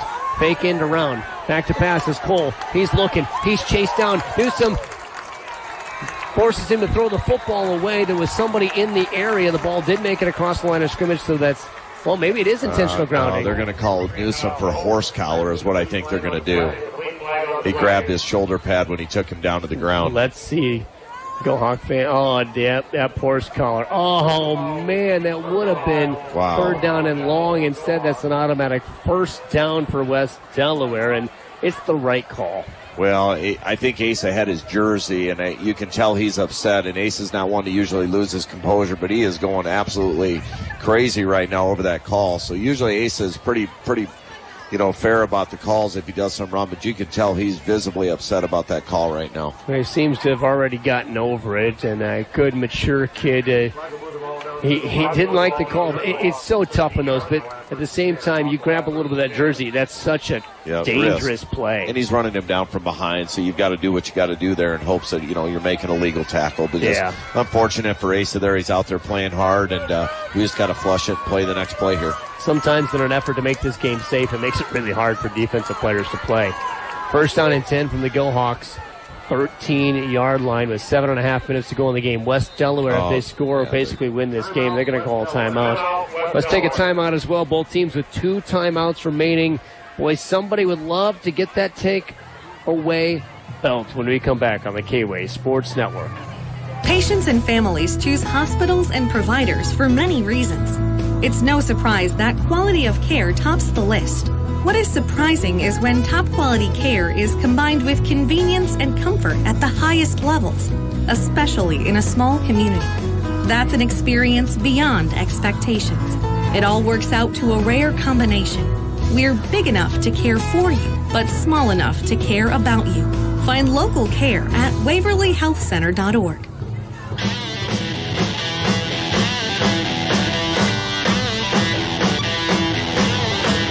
7:34 to go in this game. 14-6, West Delaware with the lead deep in Go-Hawk territory. It's first down and 10 on the Go-Hawk 13-yard line. Both teams have 2 timeouts remaining in the football game. The Go-Hawks have to stop West Delaware. Bar minimum, they have to stop them. Obviously, someone would love to take that takeaway belt. Shotgun formation, Cole hands the football off up the middle to Funk, and Funk is shut down by the Go-Hawk defense as Asa Newsom's in there once again. He's trying to prove that all this love from all these big schools is worth it. Well, and he's worth it, and he's out there playing his tail off, and he's trying to motivate his buddies to come with him, and they're playing hard. We just need a big stand right here. Second down and 10, shotgun formation. Cole keeps it right-hand side, and he's going to be tackled. There's a bunch of guys in white and black jerseys just in a big old pile. Whistle finally blows. Our game brought to you by Waverly Tire Company, St. Paul's Lutheran Church and School, Janesville Lumber Company, Butler Bremer Communications, New Hampton Red Power, First Bank of Waverly, Plainfield and Cedar Falls, Scoops Feed and Supply, and Berkshire Hathaway Home Services, both Emily Scott and Jim Hurley. It's third down and 8. Big third down here, Matt. This is a big third down. Trips right. Shotgun formation for Cole. Cole. Flag. Motion on them, yes.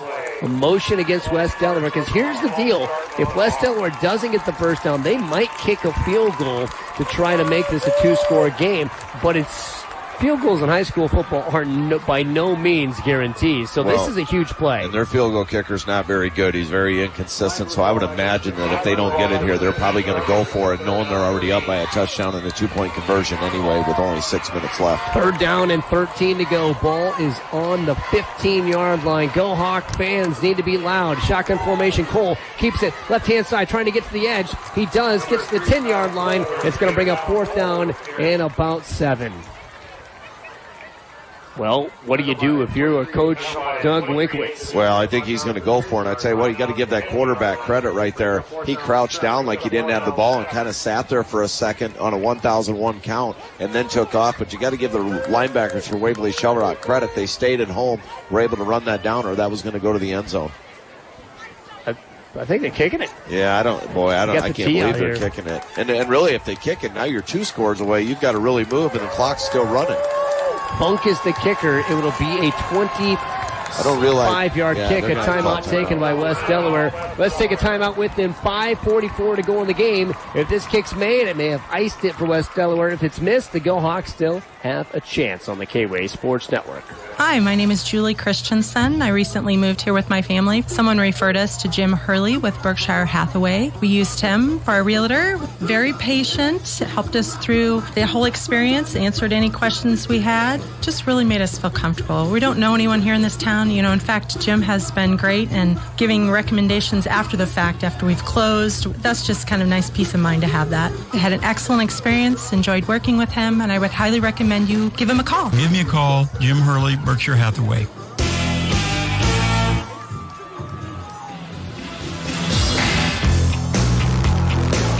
Go Hawk fans, 5:44 to go in the game. Fourth down and 7, a field goal attempt of 26 yards from the left side of hash. Connor Funk, who's done a little bit of everything for West Delaware, is ready to kick. If he misses it, it's still a 1-score game. If he makes it, it's a 2-score game. The kick is up. It is no good. Wide left. Go Hawk fans.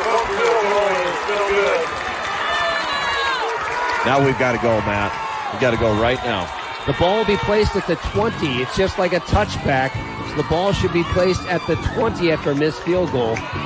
The officials probably don't see a whole lot of that, but they still make the call correctly. So the Go Hawks are 80 yards away from score. They need a touchdown and a 2-point conversion to tie this football game. 2 top 5 football teams, and you are getting what you ordered, fans. We got to open up the playbook a little bit here, Matt. Maybe try a bomb down the sideline. We got to pull something out of our playbook here that they haven't seen and maybe catch them off guard. Wing T formation. First down and 10 for Waverly Sharrock. Handoff straight up the middle. It's Haggerty. Haggerty gets loose around the outside, the 30, 40, 45, 50. The Go Hawks from the Dodgers. Oh, it's loose. He fumbled it. Haggerty got the football away from his body, and he gave the football up. A big play for the Go Hawks turns into a big play for the Hawks as McCray Haggerty for the second time this season has coughed up the football. Oh, such an un-McCray-like play at the end. Those things happen, but what a great run. I was just going to tell myself to quit saying we need to open the playbook because McCray ran it for about 40 yards there. But nonetheless, got our defense back out there. We need to get the ball back and stay positive here. Boy, those defenders are going to be gassed here. Can they just get a little bit more out of that tank? Can they run on fumes here and make a big play? 14-6, the Go Hawks thought they had a big play, and they coughed the ball up with 5.5 minutes to go in this game. Go Hawks down by 8. The takeaway belt. The Go Hawks want to exchange that thing. They need a stop. Handoff goes to Funk, the 4th running back of the night, the 3rd of the night, 4th of the week. As there's a tackle made right at the line of scrimmage, Go Hawks are not calling a timeout there. 2 timeouts on the board for both teams, as there's plenty of time to get the football back after a stop, and I think you want to hold on to those timeouts for a potential drive. That's my thought on that, and I think that's what Coach Hubbard's thoughts are as well. But Austin Cole and his defense are going to be forced to make some plays here. The cheerleaders pumping up the fans in the stands. This place is nervous. Back to pass is Cole from shotgun. He throws incomplete. They want a pass interference. None there as Austin Dewey kind of ran up on the back of the would-be receiver, but no call as Halverson, the West Delaware Halverson, was asking for one. Third down and 10. Interesting play by West Delaware. You would think they'd just run the ball to keep the clock moving. No, we're down to 2 timeouts. So really interesting that they tried to throw there, because I really feel like them throwing plays to our advantage. Coach Twait is the get-back coach, pushing those excited kids up the sideline, hitting them back as far as they have to be. Wide receiver on either side, shotgun formation, 5-step drop. Cole throwing deep to, and it's completed. He threw it up high to Wallert. Wallert made the grab of the 21-yard line as the 6'4" player just played like he's 6'4". Just went and got that jump ball. Good pass by Kyle Cole. And a little bit of the wind goes out of the Go Hawks student section. Sales with 4:38 to go in the game. That's a big play. Yeah, it really was. And they had a mismatch there with Dylan. You know, he's quite a bit shorter than them. He just threw it over the top. Dylan was right there making the play, but he's just able to go up to the highest point and grab it. Really nothing Dylan could do there to bring that ball down. Looked like a basketball player against a wrestler. He just had that height. Yeah. First down and 10. Twins off to the right-hand side. Curley's an H-back. Shotgun formation. Handoff goes to Funk. Hit in the background as that is Haggerty with a TFL. Cray did a great job surging off the end there. It looks like Marshall Armstrong's dinged up a little bit. I think that's 51 out there. It just looks like he's limping, but got to make sure we keep our guys fresh here and make sure we get somebody in if he is hurt. I'm sure you'd have to pry him off the field right now. He wants to be in this football game and make one of those big plays. 2nd down and 11, only 4 minutes to go in the football game.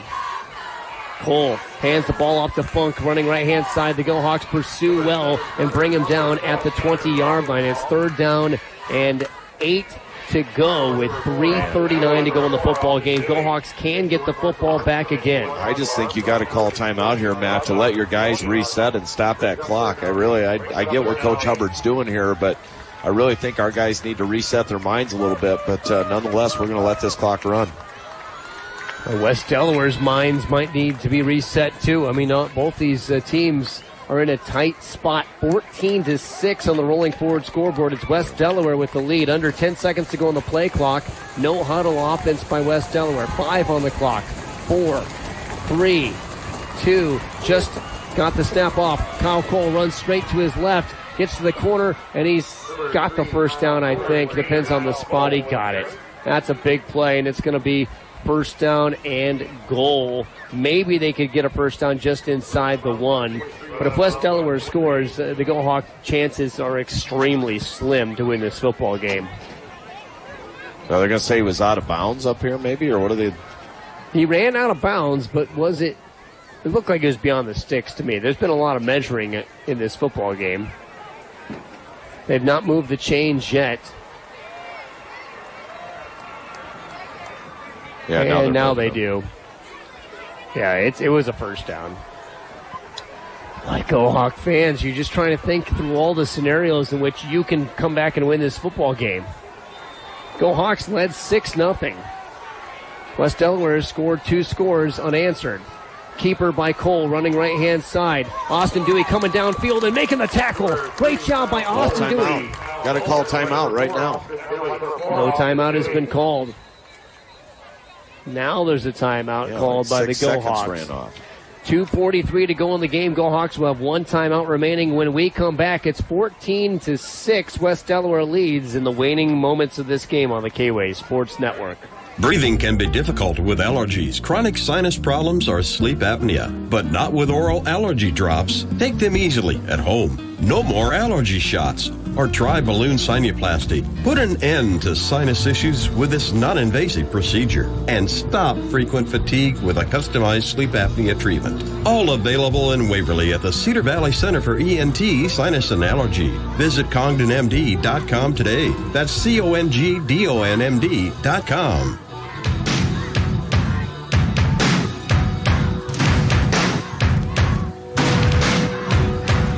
The Hawks have 1 timeout remaining with 2:43 left to go in this game. It's 14-6 West Delaware with the lead, but it's second down and essentially goal. You can get a first down inside the 1, but West Delaware is trying to find a way to get in the end zone and get their 3rd win of the season. The Gohawks are trying to find a way to stop them and get their 4th win of the season as the 2nd-ranked team in Class 3A leads the 5th-ranked team in Class 4A. These 2 teams were in the same class every year until they moved to 5As, an A, and an 8-man in high school football. Trips to the right. A lot of room off to the left. They'll run the ball left with Connor Funk. He's hit. He's tackled. Haggerty brings him down. Haggerty and McDonald get the stop. It's a timeout called. We'll take a timeout as well. The final timeout of the game called by the Gohawks. Have they done enough? We'll find out on the K-Way Sports Network. When it comes to financial planning, most financial companies focus on your income. At Northwestern Mutual, we focus on your outcome. That's why we know what it takes to succeed, both on your balance sheet and in the game of life. It takes the right financial partner who looks at where you are now, where you want to go, then works with you to design a financial plan to get you there. Visit us online today at markdhubbard.com. The Northwestern Mutual Life Insurance Company, Milwaukee, Wisconsin.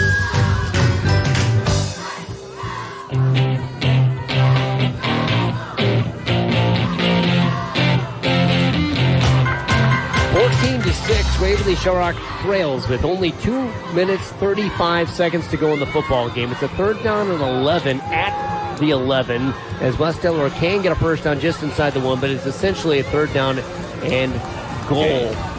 Yeah, 3rd down and game may be the better way to say it. If West Delaware does not convert here, they will try a field goal. They just missed one last time that would have put the game on ice. Shotgun formation, Twins off to the left.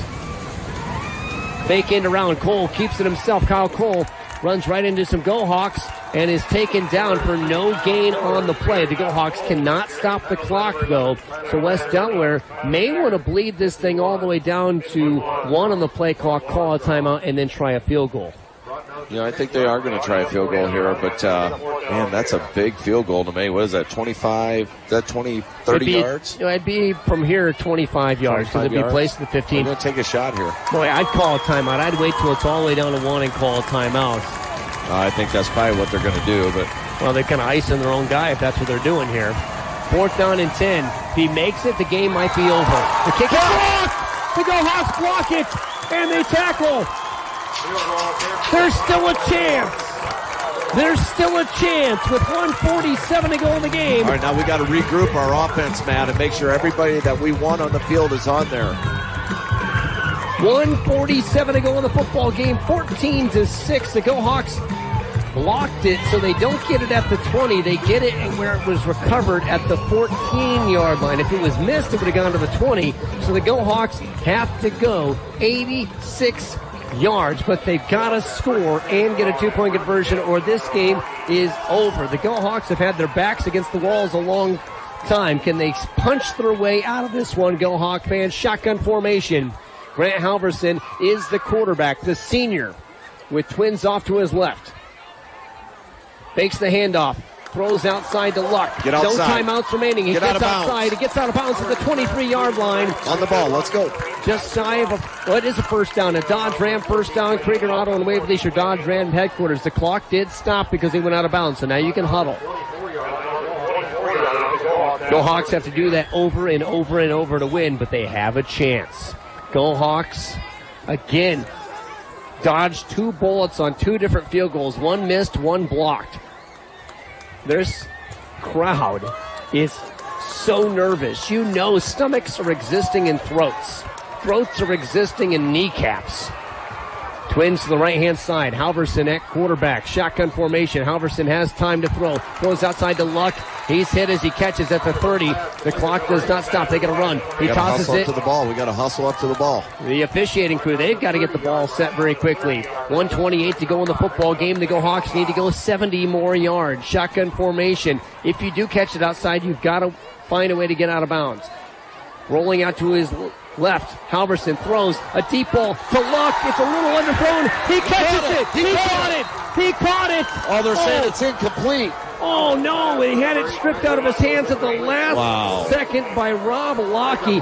He and Lockey had it together. It came down, and while he was down, the ball was bobbled and out as it's incomplete. Oh, man, what a big play there as assistant principal Brady Weber's trying to calm down the student section who were trying to turn into boo birds there. Man, I'm not so sure he didn't catch that ball. He ended up with the ball on top of his chest. I never saw it touch the ground, so I'm not boo-birring, but I kind of disagree with that call without seeing it again. 3rd down and 5. Shotgun formation for the Go Hawks. Back to pass. Halverson pumps.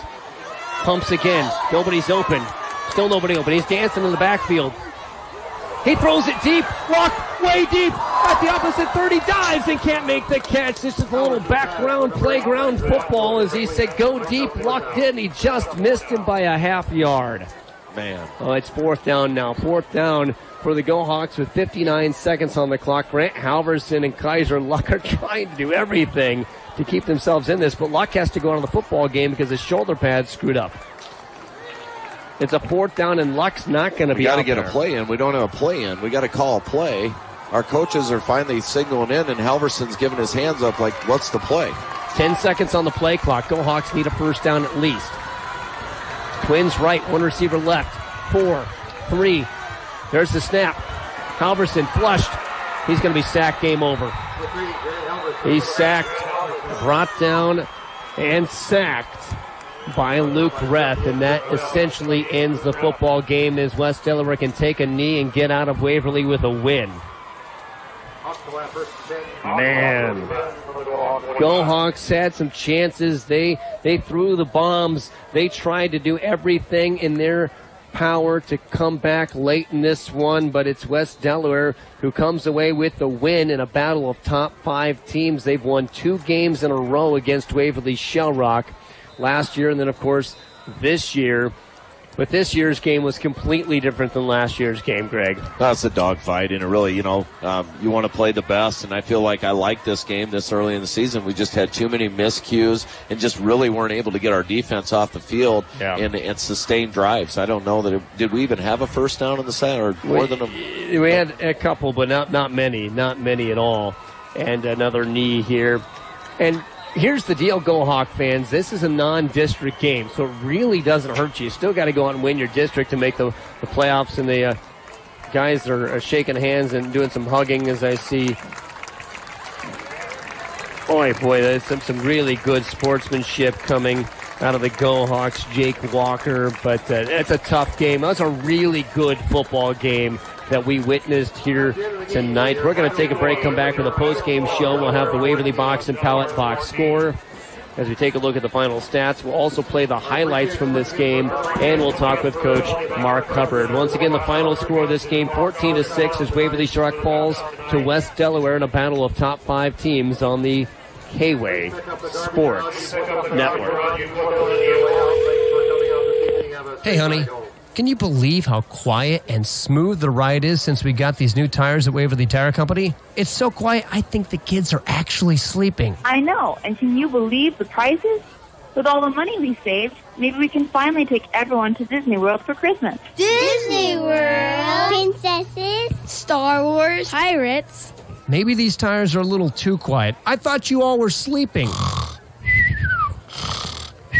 Visit Waverly Tire Company for a quiet, smooth ride on your next vacation. And remember, at Waverly Tire Company, we are family. Proud to support Waverly Sharrock High School athletic events is Waverly Box and Pallet. Good luck, Go Hawks, this season from Waverly Box and Pallet. You're listening to the K-Way Sports Network, K-Way Country, AM 1470, and the new FM 96.3. It's a name you know with a 1-2. Rolling Ford and Shell Rock is proud to support the Go Hawks. Hi, this is Greg Stockdale. Visit our championship team at Rolling Ford. Like the Go Hawks, the staff at Rolling Ford is dedicated, skilled, and will go above and beyond for you. Whether you're looking for a new or used vehicle or servicing your vehicle, trust the championship team at Rolling Ford. Good luck, Go Hawks, from all of us at Rolling Ford in Shell Rock. We get you rolling,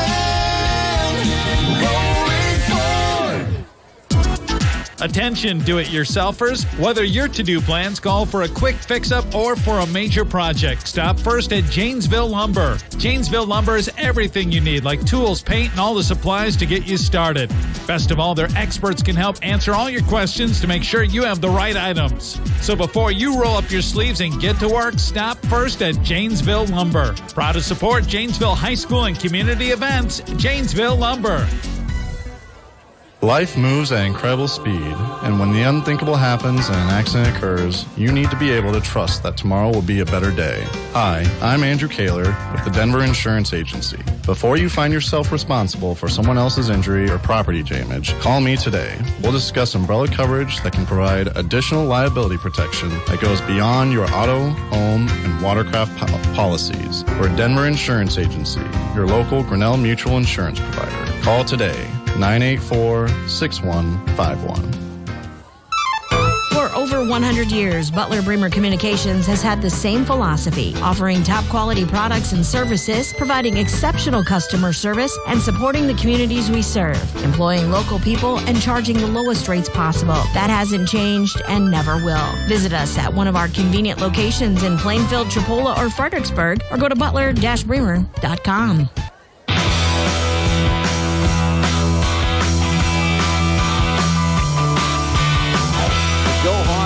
This one 14-6. Waverly, Shell Rock, and West Delaware are now 3-1 on the season as non-district play comes to a close, and it's time now to check the Waverly Box and Pallet box scores. We take a look at the final stats in this game. The biggest stat, obviously, 14 points for West Delaware, 6 for Waverly Shell Rock. These teams are really equal here.